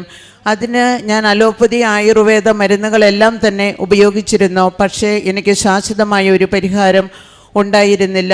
ഉടമ്പടിയിൽ ഒരു വട്ടം ഞാനിത് സമർപ്പിച്ചു. അമ്മ മാതാവേ, മാതാവ് വിചാരിച്ചാൽ നടക്കാത്തതായി ഒന്നുമില്ല. കാനായിലെ കല്യാണ വിരുന്നിൽ സംഭവിച്ചതുപോലെ ഒരത്ഭുതം എനിക്ക് കാണിച്ചു തരണമേ. ഞാൻ എല്ലാ ദിവസവും അമ്മയുടെ പള്ളിയിൽ വന്ന് പ്രാർത്ഥിച്ച് പോയിക്കൊള്ളാം. ആ പള്ളിയിൽ വരുമ്പോൾ എനിക്ക് എഴുന്നേൽക്കാനും ഇരിക്കാനും നിൽക്കാനും ആ പള്ളിയുടെ അതായത് പ്രാർത്ഥനാ സമയങ്ങളിലുള്ള എല്ലാ കാര്യങ്ങളും നടത്തിത്തരുവാൻ അമ്മ എന്നെ സഹായിക്കണമേ എന്ന് ഞാൻ പ്രാർത്ഥിച്ചതിൻ്റെ ഫലമായിട്ട് ഇതിന് ഞാൻ നേർച്ച വസ്തുക്കളായിട്ട് ഉപയോഗിച്ചിരുന്നത് കൃപാസനത്തിൽ നിന്ന് നമുക്ക് ലഭിച്ചിരുന്ന തൈലവും ഉപ്പുമാണ് ഞാൻ ഉപയോഗിച്ചത് മെയിനായിട്ട്. പിന്നെ നേർച്ച വസ്തു തൈലം ദിവസവും രാവിലെയും വൈകുന്നേരവും പ്രാർത്ഥനാ സമയത്ത്, രാവിലെ നടത്തുന്ന പ്രത്യക്ഷീകരണ പ്രാർത്ഥനയിലും വൈകുന്നേരമുള്ള ഉടമ്പടി പ്രാർത്ഥനയിലും ഞങ്ങളിത് തൊട്ട് കുരിശ് വരച്ചതിന് ശേഷം മാത്രമാണ് ഞങ്ങളുടെ പ്രാർത്ഥന ചൊല്ലിക്കൊണ്ടിരുന്നത്. കുളിക്കാനായിട്ട് ഞാൻ ഉപയോഗിക്കുന്ന വെള്ളത്തിൽ എല്ലാ ദിവസവും ഒരു നുള്ള് ഉടമ്പടി ഉപ്പ് ചേർത്തിട്ട് ആ വെള്ളം ഉപയോഗിച്ചാണ് ഞാൻ കുളിച്ചുകൊണ്ടിരുന്നത്. ഇപ്പോഴും അങ്ങനെയാണ് ഞാൻ ചെയ്യുന്നത്. അതുവഴിയാണ് എനിക്ക് പൂർണ്ണമായി ഇതിനുള്ള സൗഖ്യം ലഭിച്ചത്. കൂടാതെ എൻ്റെ കാലിൻ്റെ കണങ്കാലിൻ്റെ ഭാഗത്തുമായിട്ട് ഒരു പ്രൊജക്ഷനും ഉണ്ടായിരുന്നു. ആ പ്രൊജക്ഷൻ ഇതുപോലെ എക്സ്റേ എടുത്തപ്പോൾ, മറ്റുള്ളതിനും എക്സ്റേ ഒക്കെ എടുത്തതാണ്, ഇപ്പോൾ തേയ്മാനവും വാദവുമാണെന്ന് അതിനൊക്കെ പറഞ്ഞിരുന്നതാണ്. ഇതും കാണിച്ചു കൊടുത്തപ്പോൾ, എക്സ്റേ എടുത്തപ്പോൾ പറഞ്ഞത് ഇത് കുറച്ച് കഴിയുമ്പോഴത്തേക്കും നമുക്കൊരു സർജറി വേണ്ടി വരും, എന്നാലേ ഇത് പൂർണ്ണമായി നീക്കം ചെയ്യാൻ സാധിക്കുകയുള്ളൂ, വേദന മാറുകയുള്ളൂ എന്നാണ് പറഞ്ഞത്. അപ്പോൾ ഞാൻ അവിടെ നിന്ന് ഉപ്പിട്ട് വെള്ളത്തിൽ കാല് വയ്ക്കാനും അങ്ങനെയൊക്കെയുള്ള കുറേ പൊടികകൾ ഡോക്ടർമാരും പറഞ്ഞിരുന്നു. അപ്പം ഞാൻ എന്ത് ചെയ്തു, ഈ കൃപാസനത്തിൽ നിന്ന് കിട്ടുന്ന ഉപ്പിട്ട് ആ വെള്ളത്തിൽ എൻ്റെ കാല് വയ്ക്കുകയും ദിവസവും വൈകുന്നേരവും രാവിലെ ഇതുപോലെയുള്ള നേർച്ച വസ്തുക്കൾ എൻ്റെ കാലിൽ അപ്ലൈ ചെയ്യുകയും ചെയ്തതിൻ്റെ ഫലമായിട്ട് ആ പ്രൊജക്ഷൻ നിശേഷം മാറി. അതുപോലെ പള്ളിയിൽ നിന്നാലും ഈ കാലിൻ്റെ വേദന കാരണം എനിക്ക് എപ്പോഴും ഇങ്ങനെ കാല് അനക്കിക്കൊണ്ടിരിക്കേണ്ടതായ ഒരവസ്ഥയാണ് ഉണ്ടായിരുന്നത്. ഇന്നിപ്പോഴത് പൂർണ്ണമായി ഒരു സൗഖ്യം കിട്ടിയിരിക്കുന്നു. പിന്നീട് ഇത് അമ്മ മാതാവ് വഴി തന്നെയാണ് ലഭിച്ചതെന്ന് എനിക്ക് ഉറച്ച വിശ്വാസമുണ്ട്. അല്ല എങ്കിൽ ഇന്നും ഞാൻ ഇതെല്ലാം വഹിച്ചുകൊണ്ട് തന്നെ നടക്കേണ്ടി വരുമായിരുന്നു. പിന്നെയുള്ളത് എൻ്റെ ഭർത്താവിന് ലഭിച്ച അത്ഭുതകരമായ രോഗസൗഖ്യമാണ്. അദ്ദേഹത്തിന് 2013-14 മുതൽ ഒരു സ്കിൻ അലർജി വന്നിട്ട് നമുക്ക് മുഖത്തേക്ക് നോക്കുമ്പോൾ തന്നെ അറപ്പും വെറുപ്പും ഉണ്ടാകുന്ന ഒരവസ്ഥയായിരുന്നു. സ്വന്തം വീട്ടുകാർക്ക് അറപ്പ് തോന്നിയില്ലെങ്കിൽ പോലും കാണുന്നവരെല്ലാം എപ്പോഴും ചോദിക്കാൻ തുടങ്ങി, ഇതെന്തു പറ്റി. അവസാനം പറഞ്ഞ് എൻ്റെ ഭർത്താവ് മടുത്തു.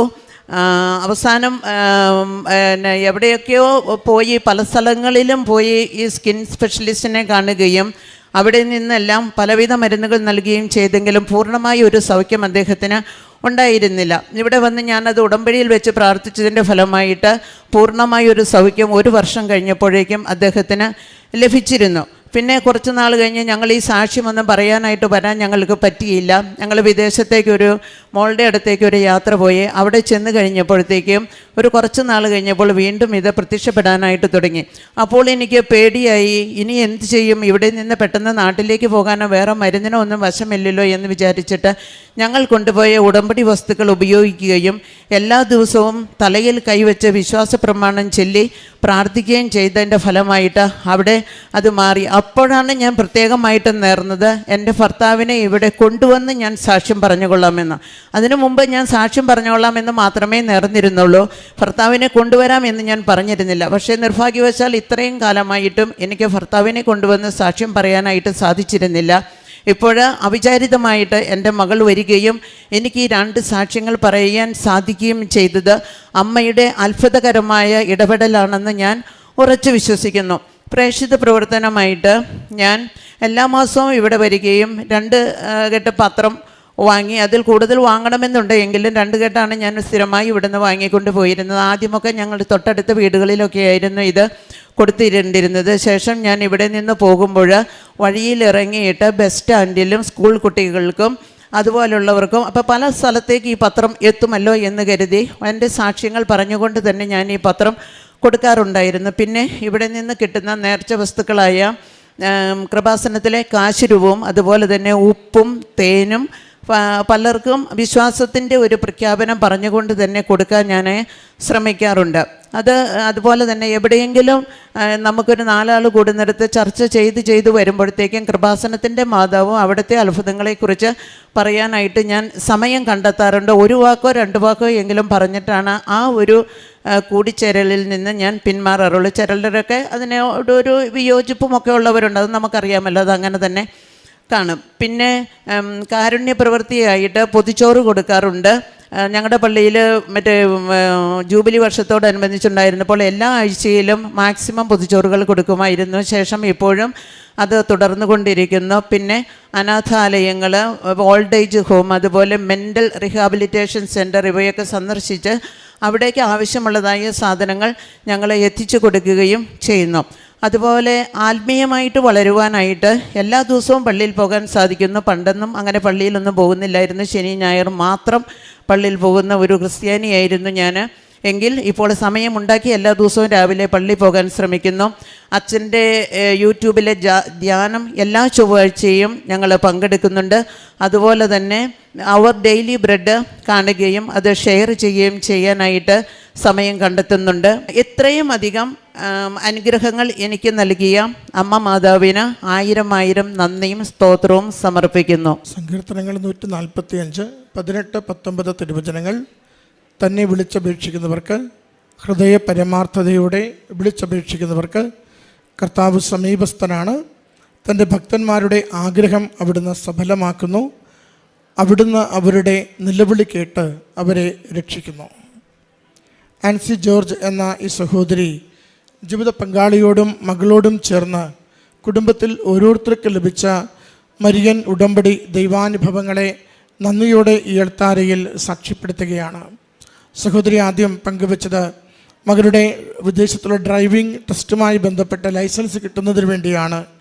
ഏറെ ക്ലേശമുള്ള ആ പരീക്ഷ അമ്മ മാതാവിൻ്റെ തിരുനടയിൽ ഉടമ്പടിയെടുത്ത് പ്രാർത്ഥിക്കുകയും അമ്മയുടെ കരങ്ങളിൽ ആ നിയോഗം ഏൽപ്പിച്ചു കൊടുക്കുകയും ചെയ്തപ്പോൾ വളരെ സുരക്ഷിതമായി ഭയപ്പാടില്ലാതെ ആ ഡ്രൈവിംഗ് ലൈസൻസ് നേടുവാൻ മകൾക്ക് സാധിച്ചതാണ് സാക്ഷ്യപ്പെടുത്തിയത്.